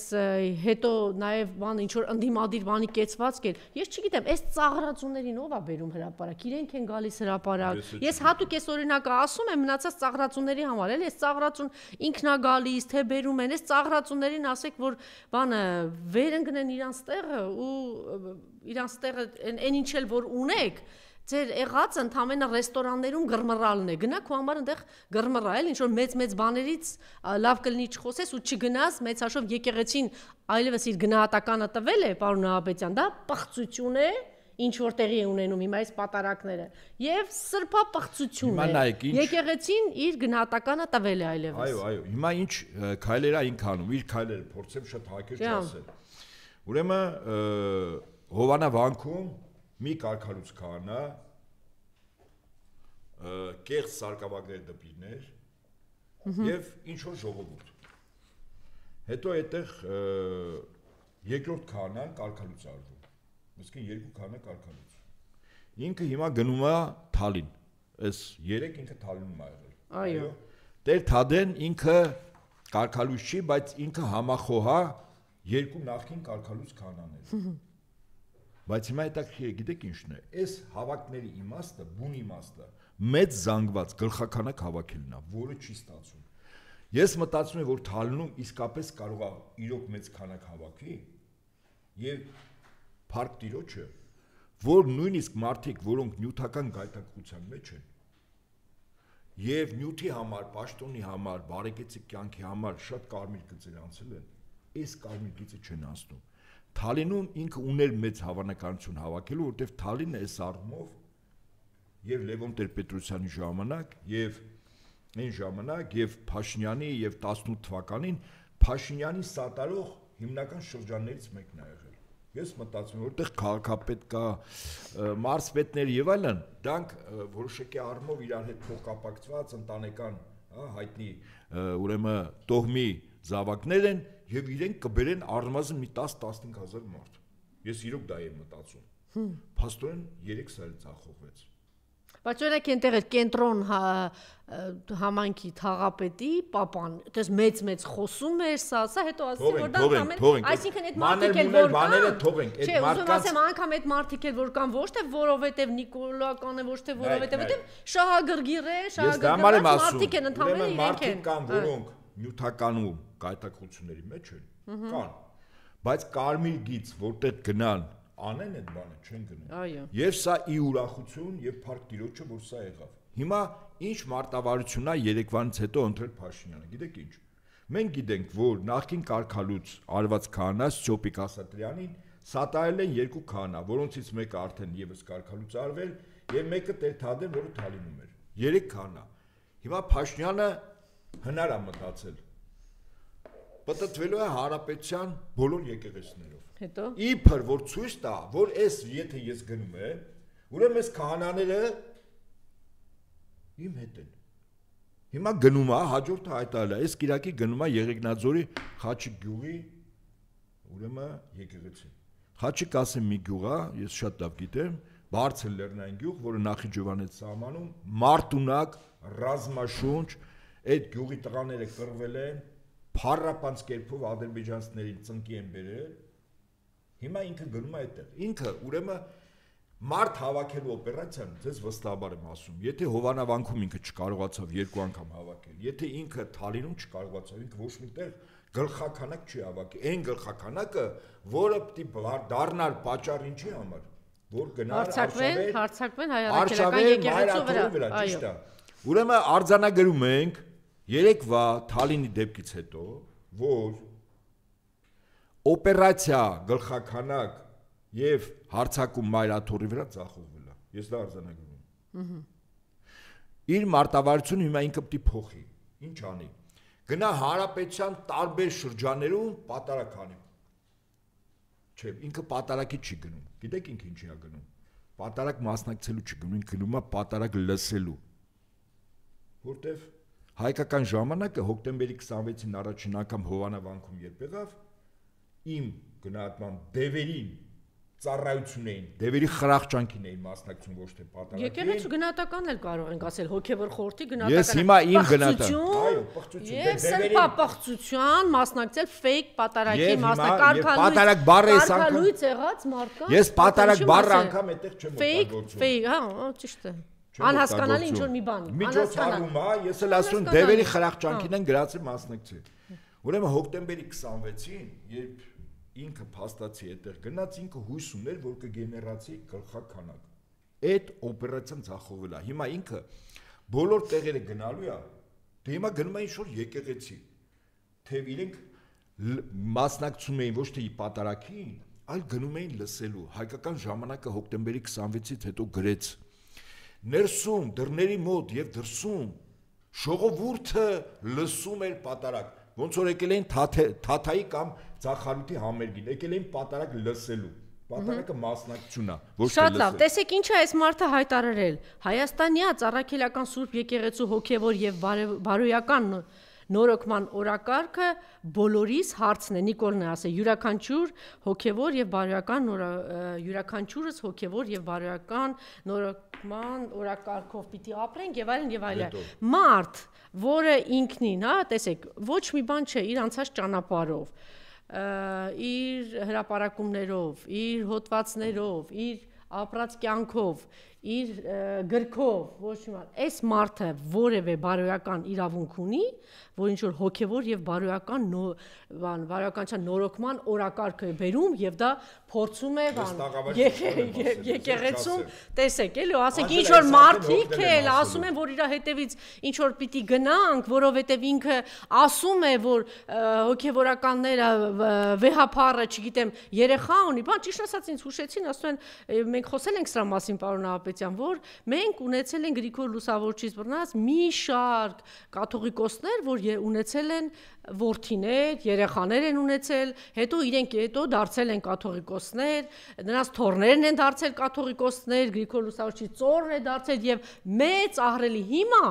ունենալով որդիներ, դուք ասենք ուզում եմ հասկանալ, էլի Գրիգոր Լուսավորչից, որդուս, դրանցից ավելի հավատացյալ մարդ պատկերացնում եք։ Ես չեմ ուզում այդ հարցը։ Չէ, դուք պատկերացնում եք այդպիսի բան, հետագայում կանոնակարգ է փոփոխվել, ինչի համար, որ այդ ժառանգականության դեմ կանգնեն, հիմա եթե այդպիսի բան գոյություն ունի, ասենք իրենց կանոնակարգի ինչ որ խախտում եղել, դու ով ես ընդհանրապես, որ դու գնաս եւ մի հատ էլ այդ հարցը դնես, պահանջը դնես, որ այդ հարցը, դա եկեղեցական հարց է, դու ով ես։ Չէ, որովհետև իսա շահարկում են եւ մարդիկ էլ իբր թե ինչ որ պիղծ, այլանդակ, այլասերված ինչ որ մարդիկ եկել են, ինչ որ բարոյական հարցեր են ուզում բարձրացնել։ Ես ուզում եմ հասկանալ, եթե այդպես է, դա խանգարում է, որ մարդը հավատացյալ լինի, հա? Դա խանգարում է, որ մարդը, ասենք, հոգևոր բանով ապրի, դա խանգարում է դրան։ Չէ, եկեք ավելի բաց ու բան խոսենք դրա մասին։ Այդ ինչ թեմա է, կամ դու ով ես, որ այդ հարցը բարձրացնես, որ մի հատ էլ մարդկանց ուղղակի ինչ թափ-թփուկ բոմժեր կանգնած ասում է, դե քանի որ, չգիտեմ, երեխա ունի, ես ունի, ես է դու ով ես ընդհանրապես, դուք ով եք ընդհանրապես, որ գնաք եկեղեցական կանոնակարգի բանը մեջ մտնեք ու մի հատ էլ դուք այնտեղ որոշեք, այդ ընտանիքի մեջ մտեք, դուք որոշեք, թե այսպես է, թե կամ այնպես է։ Հա? Չէ, ես կարծում եմ դրա իրավունքը աշխարհականը չունի։ Այո։ Կապ չունի այդ աշխարհականը տիրոջ պատվիրաններով առավելագույն։ Հատկապես որ այդ իրավունքի իրար վերցնող մարդը ինքը ոտքից գլուխ պիղծ է։ Գնում է պիղծ, սրբապիղծ բաների մասնակցում է։ Ուրեմն ես ձեր հարցին պատասխանեցի, անգամ առավելագույն մեղքերից զատ տիրոջ խոսքի համեմատ եւ տիրոջ կամքի մեջ ապրող աշխարհական մարդը իրավունք չունի նման հարցեր բարձրացնելու։ Դա իր իրավասություններից դուրս։ Հատկապես 358 եկեղեցի հանձնած մի տականք խոսում է 300-ից ավել եկեղեցի կառուցած վերանորոգված բանը վեհապարի մասին, հա? Մեր վեհապարը պատմության մեջ մնալու է։ Ինչ ահռելի եկեղեցաշինական, ահռելի ինչ աշխատանք է տարել։ Այդպես է, թե այդպես չի։ Ես կարծում եմ ձեր հարցին պատասխանեցի արդեն, իրավասություն չունի։ Չէ, որտեվ այդպես զզվացրեցին ինչ որ թափթփուկներ վեր են կենում իրենց իրավունք է, մենք եկել ենք այնտեղ օրենք, մենք եկել ենք, չգիտեմ ինչը, բարոյական ինչը, բան ինչ որ փողոցային, ոնց որ փողոցային մարմնավաճառները գան ասեն, մենք եկել ենք եսիմ ինչ վերականգնելու անելու, իրենք որևէ մեկին այդ իրավունքը ոչ մեկ չի տվել։ Դա եկեղեցական կանոնակարգով հաստատված բաներ են, կանոնակարգի հարցը իրենց հարցն է, ձեր գործը չի։ Դա որևէ մեկի խնդիրը չի։ Ես եւս շտապում եմ, որտեղ այստեղ տեսեք, հիմա որ ասեց, որ Սևանի մասին որ խոսում էին, ասում էին այսպես բան, եւ խաղաղություն, հիմա ես բերելու եմ, խաղաղություն եմ հաստատել եւ այլն, ինչ է խոսում Ալիևը, մեր հաղթանակի, ուրեմն հաղթանակի պարադի ժամանակ իր ելույթում հեգնանքով նշել է, որ հայերը մի ժամանակ պնդում էին, որ Բաքվում թեյ կխմեն, նա հավելել է, որ իրականում իրենց երազանքներն իրապես իրականացել են, նրանց տանկերը ցուցադրել է եւ ռազմավարի այգում եւ իրենց գտնվում են նրանք ովքեր այդպես ասում են հիմա գտնվում են Բաքվի մեկուսարանում այսպիսի բաներ ասող մարդը որ դեռ շարունակում է հպարտանալ հա իր ռազմավարի այս այգով հպարտանալ շարունակում է հպարտանալ որ Բաքվի մեկուսարաններում պահում է չէ մեր հերոսներին, մեր նախագահներին, մեր հայրենակիցներին պահում է։ Ինչ խաղաղության մասին է խոսքը։ Չկա խաղաղություն, ես այս առումով երկրորդում եմ Հանրապետության երկրորդ նախագահի տված գնահատական առայն, որ կռիվ չի լինի, խաղաղության պայմանագրի եւ այլն չի լինի, քանի որ Փաշինյանը առանց դրա հանձնում է այնինչ Ալիև ուզում է։ Իհարկե որոշակի ներքին դիմադրությունը հաղթահարելով, խոսքս Հայաստանի քաղաքացիների, կուսակցությունների շարքային մարդկանց մասն է, բայց որից է խաղաղության մասին խոսք չկա, որից է պայմանագիր չի ստորագրի, քանի դեռ Ալիևը չի ստացել այն առավելագույնը, որ ինքը պիտի ստանա, ու դրանով թեման փակված է։ Վերջն արդյունքում ես կարծում եմ Ալիևի բոլոր պահանջները, եթե կատարվի, դա Հայաստանի Հանրապետության կապիտուլյացիան է, իրական կապիտուլյացիան, որ մենք հասկանանք ինչ բան է կապիտուլյացիա, հա։ Սա է պահանջների կատարումը առանց լրացուցիչ պարտավորության, ինչու Ալիևը պիտի ստորագրի մի փաստաթուղթ որի ստորագրելուց հետո ինքը պարտավորությունների դաշտ է մտնում, չէ՞, պարտավորվում այդ պայմանագրով, չէ՞։ Հիմա եթե առանց պարտավորությամբ ինքը ստանում է այնինչ որ Հայաստանից պիտի ստանա, ինչու ստորագրի մի փաստաթուղթ։ Այսքան ավելի քան 30 տարի կոնֆլիկտը, ուրեմն Արցախի կոնֆլիկտի մասին է խոսում, լուծված է քաղաքական առումով, բայց սոցիալ հոգեբանական առումով հնարավոր չէ այսպես բան լուծել։ Խնդրեմ, մարդը համարում է, որ 30 տարվա կոնֆլիկտ ինքը քաղաքականապես արդեն բանը ավարտել է, փակել է, լուծել, ուղարկել է։ Այնտեղ հոգեբանական, սոցիալական, հոգեբանական հարց է մնացել, էլի Նիկոլի համար, որ այս հարցերը անանի լուծի։ Որտեղ Արցախը մեր հայրենիքի մի մասն է, Փաշինյանի համար հայրենիք գոյություն չունի, Հայաստանի Հանրապետություն առնով ինչ-որ մի տարածք, որը կարող է դառնա Հայաստանի Հանրապետության եւ Արմենիական Ադրբեջանի պետություն, օրինակ Բաղդաս պետություն կարող է դառնա։ Իմ հայրենիքի մի մասը, ձեր հայրենիքի մի մասը մեզանից օտարվել է, մեր քույրերն ու եղբայրները բռնի տեղահանվել են եւ այստեղից մեզ համար այդ խնդիրը միշտ բաց է մնում։ Իր համար եթե փակված է, դա իր խնդիրն է եւ իր համախոհների, իր ընկերների, իր կուսակցական եւ այլն։ Մեզ համար այդ հարցը միշտ բաց է մնալու իդեպ ինչպես բաց է մնալու յուրաքանչյուրս մեր մեջ կարող ենք ընդունել նաև մեր հայրենիքի այն մասը, որը Հայաստանի Հանրապետության տարածք չի, այլ պետության տարածք է։ Այդ հարցերը բոլորը միշտ բաց են մնում։ Եթե այդպես չլիներ, Իսրայել պետությունը 2000 տարի կորցնելով իր տարածքները ամբողջությամբ 2000 տարի հետո պետականություն չէր ստեղծի եւ չէր վերադառնալ իր ավետյաց երկիրը։ Որն է եղել հрьяաների շարժիչ ուժը որը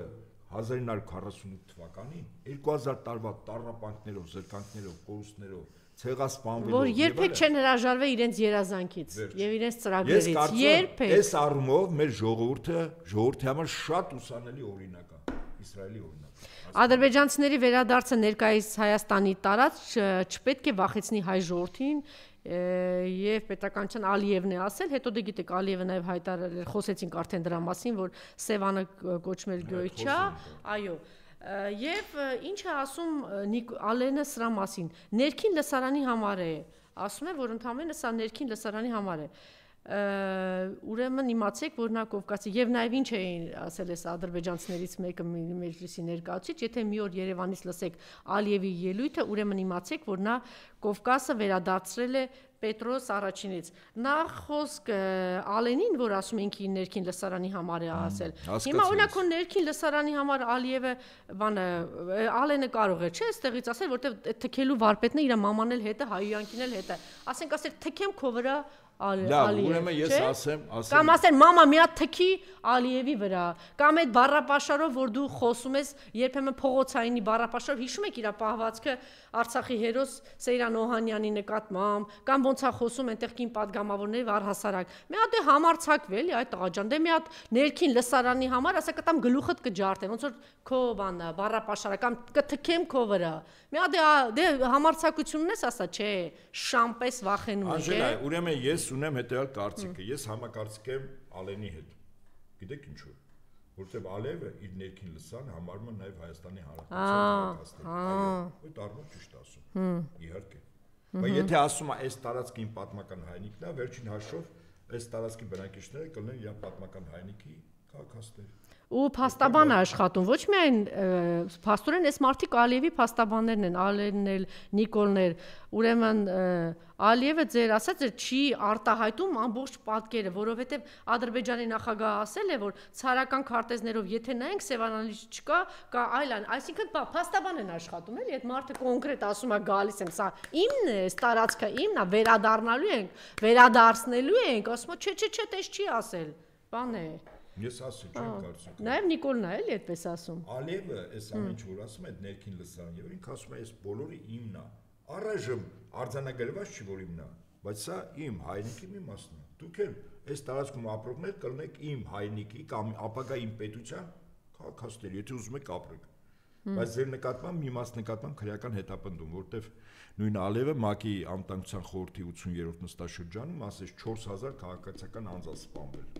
Արդարություն են վերականգնել, ովքեր են կազմակերպել, ովքեր են կրակել, ովքեր են հրամանը տվել։ Այսի հիշենք մենք։ Այստեղ պահիտակ հիշեցի, որտեղ օրերս այսպես թերթում էի տեսա Ազատ Արշակյանը նույն այլախո հարցազրույցներ է տալիս եւ արդարացնում է, որ շատ ճիշտ են վարվում, որ գնում են եկեղեցու դեմ։ Կմեկնաբանեք սա։ Ոչ։ Ինչը մեկնաբան է, ինչը մեկնաբան է։ Դե ուղղակի մարդը ինքնին պիղծ է եւ պղծությունը ողջունում է, որ հայ առաքելական, հա։ Օրինակ իրան իրավունք վերապահում է, որ ինքը գնահատական տա, ամեն գնահատական տալը չի նշանակում դու դրա իրավասություն ունես։ Ասենք ինքը ասում է ճիշտ է եկեղեցու դեմ գնալ, այդպես ասել։ Դե ասում է վեհապարի դեմ, այո, ճիշտ է, պետք է հեռացնեն, սա է, այո։ Դե հիմա։ Այսպեսի բան է։ Եվ նաև որ խոսեցինք ԿԳԲ-ի մասին, շքանշան երբ որ տվեց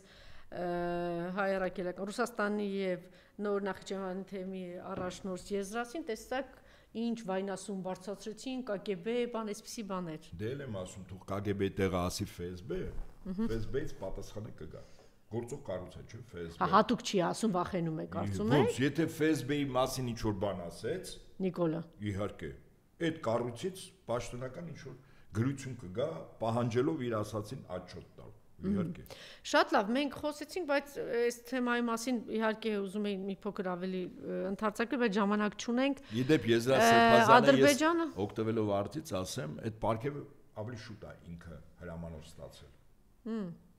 Այդ օրը հանձնվել է։ Եվ Ռուսաստանի Դաշնությունում, որը բազմազգ պետություն է, բազմակրոն պետություն է, եւ հոգեվորականներ տարբեր եկեղեցիների առաջնորդներ ստացել են, Ալեքսանդր Նևսկի շքանշանը ստացել է 2 անձ։ Ռուսաստանի Դաշնությունում ռուս ուղղափառ եկեղեցու հոգևոր առաջնորդ Կիրիլը եւ Նոր Նախիջևանի եւ Ռուսաստանի թեմի առաջնորդ Եզրաս arczepiskopos Ներսյանը, սա ընդունենք իգիտություն։ Ալիևը հայտարարեց, որ իրենց բանակը պիտի այլևս ՆԱՏՕ-ի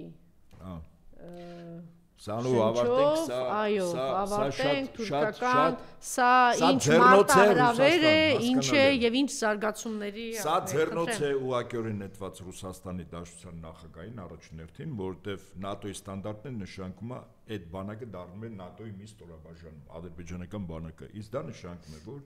ՆԱՏՕ-ի բանակը արդեն Ռուսաստանի հյուսային Կովկասի եւ Կասպից ծովի մեջ է։ Կասպից ծով ՆԱՏՕ-ն միշտ փորձել է դուրս գալ, Ադրբեջանը այլևս թույլ է տալու, որտեղ նավատորմեն հետո բերելու, իդեպ ասեմ։ Եվ երկրորդ հյուսային Կովկասի ամբողջ շրջանում, Ադրբեջանի Ռուսաստանի սահմանում ՆԱՏՕ-ի զորք հալնելու։ Սա ամենամեծ եւ ամենալուրջ մարտահրավերն է, որը Ռուսաստանին նետվում է, որովհետեւ եթե Ռուսաստանի համար տնտեսական զարգացման հիմնական ստրատեգիական միջանցքը հյուսիս-հարավն է, այդ միջանցքի երկու ճանապարհ անցնում Ադրբեջանով, որտեղ արդեն ՆԱՏՕ-ի զորքա լինելու մի ճանապարհ Կասպից ծովով, մյուսը Հայաստանով։ Մեկը շատ ավելի փոքր Միջինայսական Հանրապետությունը, նա այտենց էական դերակատարություն չունենալ դեպի Իրան դուրս գալու, հա։ Եվ այսպես արձանագրում ենք, որ այս հայտարարությունով Արևմուտքը կամ ավելի շուտ Միացյալ Նահանգները Ռուսաստանն ասում են, որ ես փակում եմ քո հյուսիս-հարավ ճանապարհը ու վերջ։ Եվ կարծում եմ, որ սրանից հետո Ռուսաստանի Դաշնությունը ըստ իս անելու է քայլեր, որտեղ հետապնդելու է իր ազգային պետական բարձրագույն շահերը, որը այս պահին արդեն իսկ հակոտնյա է Ադրբեջանի շահերի հետ։ Սրանից բխող բոլոր ծանր հետևանքներով Ադրբեջանի համար։ Ի վերջո այս պատերազմը ռուս-ուկրաինական ինչով էր։ Ինչն էր հիմքը։ Առաջինը, որ ՆԱՏՕ-ն մոտեցել է Ռուսաստանի սահմանին, որտեղ 97 թվականին ՆԱՏՕ-Ռուսաստան պայմանագրով ՆԱՏՕ-ն արևելյան Եվրոպայի երկրներ պիտի չմտներ։ Եկավ հասավ Ռուսաստանի փեշերին Ուկրաինայով։ Հիմա Ադրբեջանով է գալիս։ Ես կարծում եմ, որ սրանից հետո ամենածանր հետևությունները Ադրբեջանի եւ տարածաշրջանը արդեն ոչ թե բանը ասենք շիկացած, այլ երրացող կացա է դառնալու։ Չէ, դու գլխավոր պահանջը շարունակում է մնալ, ինչի՞ չի գնում խաղաղության, որովհետեւ ասում է նախ իմ ճանաչած այդ տարածքները պիտի անցնեն մեզ եւ երկրորդ պիտի ՆԱՏՕ-ն չմտնի այդտեղ, այդ հարցը շարունակում է մնալ։ Տեսեք, Հայաստանի Վարդան Ղուկասյանի մասին եմ ուզում խոսել։ Հայաստանի իրավապահ համակարգի աշխատանքը երկրի ներքին գործն է, բայց ինչու ԵՄ-ի մասին այդպես չեն խոսում։ Հայտարարել է Մարիա Զախարովան, խոսելով Գյումրու քաղաքապետ Վարդան Ղուկասյանի ձերբակալության մասին, ում մեղադրում են Ռուսաստանի հետ միութենական պետության օգտին արտահայտություններ անելու մեջ։ Ռուսաստանի արտգործնախարարության ներկայացուցիչը միաժամանակ կարծում է, որ անհնար է զարմանք չարտահայտել այն կապակցությամբ, որ Ռուսաստանի հետ համագործակցության առավելությունների մասին դատողություններում ինչ որ մեկը կարող է ինքնիշխանությունից հրաժարվելու կոչեր։ Ես ընդհանրապես լրացնեմ հետևյալ փաստը։ Վերպետական կառույցին անդամակցելու ժամանակ ցանկացած պետություն իր ինքնիշխանությունից որոշակի կորուստ ունենում, բայց երբ որ դու քվեարկության ժամանակ վերպետական կառույցում ունենում ես մեկ ձայն իրավունք, ինչպես նաև վետո իրավունք, այդ մեկ ձայնը 100% է կոչվում։ Մեկ ձայնը 100%։ Հիմա նայենք, եթե Հայաստանը Եվրամիության անդամակցի, գիտեք քանի տոկոս է, ոնց է որոշվում։ Հայաստանին տալիս են քո բնակչության թվաքանակը Եվրամիության անդամ երկրների բնակչության թվաքանակի քանի տոկոսն է կազմում։ 500 միլիոն է Եվրամիության անդամ երկրները։ Մենք 2.5 միլիոն։ Պարզեք քանի, որ այսինքն դուրս է գալիս անգամ 1%, ոչ թե 100%, անգամ դու 1% իրավունք չունես։ Հետևաբար Եվրամիությունը ինչ որոշում է, Հայաստանը պարտավոր է կատարել։ Այս է իրական ինքնիշխանության կորուստը։ Հայաստան այսօր ՀԱՏԿ-ի անդամ է, Եվրազեսի անդամ է, մեկ ձայնի իրավունք ունի, այդ մեկ ձայնը 100% է։ Եվրամիության անդամակցեցին, մեծ հաշվով ձայնի իրավունք չունես։ Այս է իրական։ Կարելի է կարծել այնտեղ նստած սպասում են, որ պիտի հա, դա էական չի։ Շատ լավ, եւ վերջին բանը ուղղակի այսպես մեկնաբանում Դավիթ Համբարձումյանը Մասիսի նախին քաղաքապետը, որտեղ բանը հրաժարական տվեց, շարունակվում է կալանավորված մնալ։ Ես միայն մեկ բան ունեմ ասելու, բացի այն, որ այս անց կոնկրետ ինչ ասել է, դեմոկրատիա, ընտրություններ, դրած այսպես ոտքերն են մաքրում Նիկոլ այդ ամեն ինչի վրա, լավ կլինի, որ այդ կեղտոտ շորերը հետո տանի բանանի շփորտի այս Հայաստանում գտնվող Եվրոմիության Միացյալ Նահանգների դեսպանների դեմքին, որտեվ այդ բանով են, չէ, շորով են մեր աչքերը փակում, չէ, դրանով են հիմնականում էս կերակրել, որ դեմոկրատիա, խոսքի ազատություն, ընտրություններ, մենք տեսանք, թե ինչ վայրի քաղաքականություն է բանեցնում Նիկոլը այս առումով։ Ես ուղղակի երկու բան եմ ուզում ասել, քանի որ ես էլ նաև այդտեղից եմ ուղիղ կապ ունեմ, հա, Մասիս քաղաքի հետ, ասեմ, որ շատ ընդունված մարդ է այս անձը եւ միայն մի բան եմ ուզում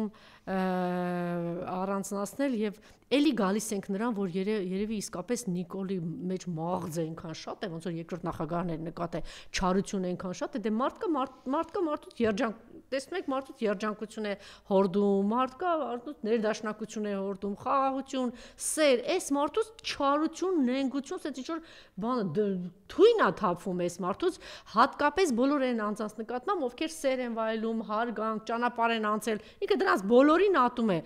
Ուրեմն, երբ որ Արցախահայությունը դուրս էր գալիս, այդպես դատարկում էր Արցախը Նիկոլի եւ Ալիևի ձեռքով, գիտեք, որ մեծ մասը Արցախահայության, Նարա դու էլ կհաստատես, որ իրենք ասում են, որ մենք ուզում ենք գնալ Մասիս քաղաք, գիտեք, չէ՞, ինչու, որովհետեւ արդեն տարածվել էր Արցախահայության մեջ, որ կա այնտեղ մի քաղաքապետ, մի մարդ, որ այսպես նվիրյալ է առավոտ ու գիշեր, ինչ հնարավոր է անում է արցախցիների եւ արցախահայության համար։ Ուրեմն ամբողջ քաղաքում այսպես հերթերը, մեքենաների շարքը, չգիտեմ, ուր էր հասնում, ասում էին, չէ, մենք ուրիշ տեղ չեն գնալու, որովհետեւ այս քաղաքապետը ամեն ինչ անում է եւ այդպես էլ եղել է։ Ուրեմն այնտեղ կան հին շենքեր, այնպիսի հնարավորություններն եւ այնպիսի հարգանք է վայելում այս մարդը, Դավիթը, որ ես Եվրոպայում հաճախ եմ լինում, ուրեմն մարդիկ, պարոն Ապետյան, խնդրում եմ ուշադրություն, վստահելով իրեն, անձամբ իրեն են փոխանցել այդ գումարը, այդ օգնությունը, այդ աջակցությունը, չգիտեմ, մեկը կահույք է ուղարկել, մեկը գումար է ուղարկել, մեկը հաց է ուղարկել, ինչ որ ուղարկել են, վստահ են եղել, որ այդ գումարը, այդ ամեն ինչը չի փոշիանա, որ ճիշտ կհասնի տեղ Արցախահայությանը, հիմա էլ ինչ որ բաներ են ուղարկում, ով ինչ կարողանում է, որ այդ հին փլուզված, չգիտեմ ինչ շենքեր կա, վերանորոգում է, վերակառուցում է, տալիս է Արցախահայությանը, այսինքն մարդը, որ պոտենցիալ գործ անող մարդուն, գործ անող քաղաքապետին էս մարդը հատկապես Արցախահայության համար եւ նաեւ իր քաղաքի բնակիչների Մասիսի ժողովրդի համար այսպես գործ անող մարդուն տանում է, սա է, Նիկոլ, այն որ դու խոսում ես իբր ճանապարհ ես անում, չնայած հենա բացահայտվել է վաղար շաբաթում, Մայր Հայաստանը գիտեք, չէ՞, ամեն օր այդ խայտարակությունները, այդ իր ասֆալտի, այդ որ խափում է այս ժողովրդին, որ դու ոչ մի ճանապարհ Լավ լսի Նիկոլ, ոչ մի ճանապարհ դու չես կառուցել, դու ասֆալտ չկես, դու ընդամենը ասֆալտ ես արել ու հիմնականում խալտուրա խուժան ասֆալտապատմամբ ես զբաղվել, որովհետև 1 տարի հետո որ գնում է այդ ամեն ինչը փլուզում է, դու քանդում ես ու գալիս ես այնտեղ նորից սկսում ես բան անել, փինաչիություն, դες մի հատ բառ կա էլի դրանով զբաղվել։ Ես ուզում եի հատուկ դրա մասին խոսել։ Երևի սա էլ կա էլի, որ ինչի՞ պիտի այս մարդուն սիրեն։ Ինչի՞ պիտի Վարդան Ղուկասյանին գյումրեցիները սիրեն, հարգեն, ինչի՞։ Ինչի՞ պիտի Դավիթին, օրինակ Մասիսի ժողովուրդը սիրի հարգի, ինչ պիտի անեմ, փակեմ այս մարդկանց։ Ճիշտ է, համակարծիք։ Շնորհակալություն, մնացեք մեզ հետ, մենք այսօր ուղիղ եթերում ենք աշխատելու, քիչ հետո կլինի Նաիրա Զոհրաբյանը, այնուհետև Զարուհի Փոստանջյանը։ Շնորհակալ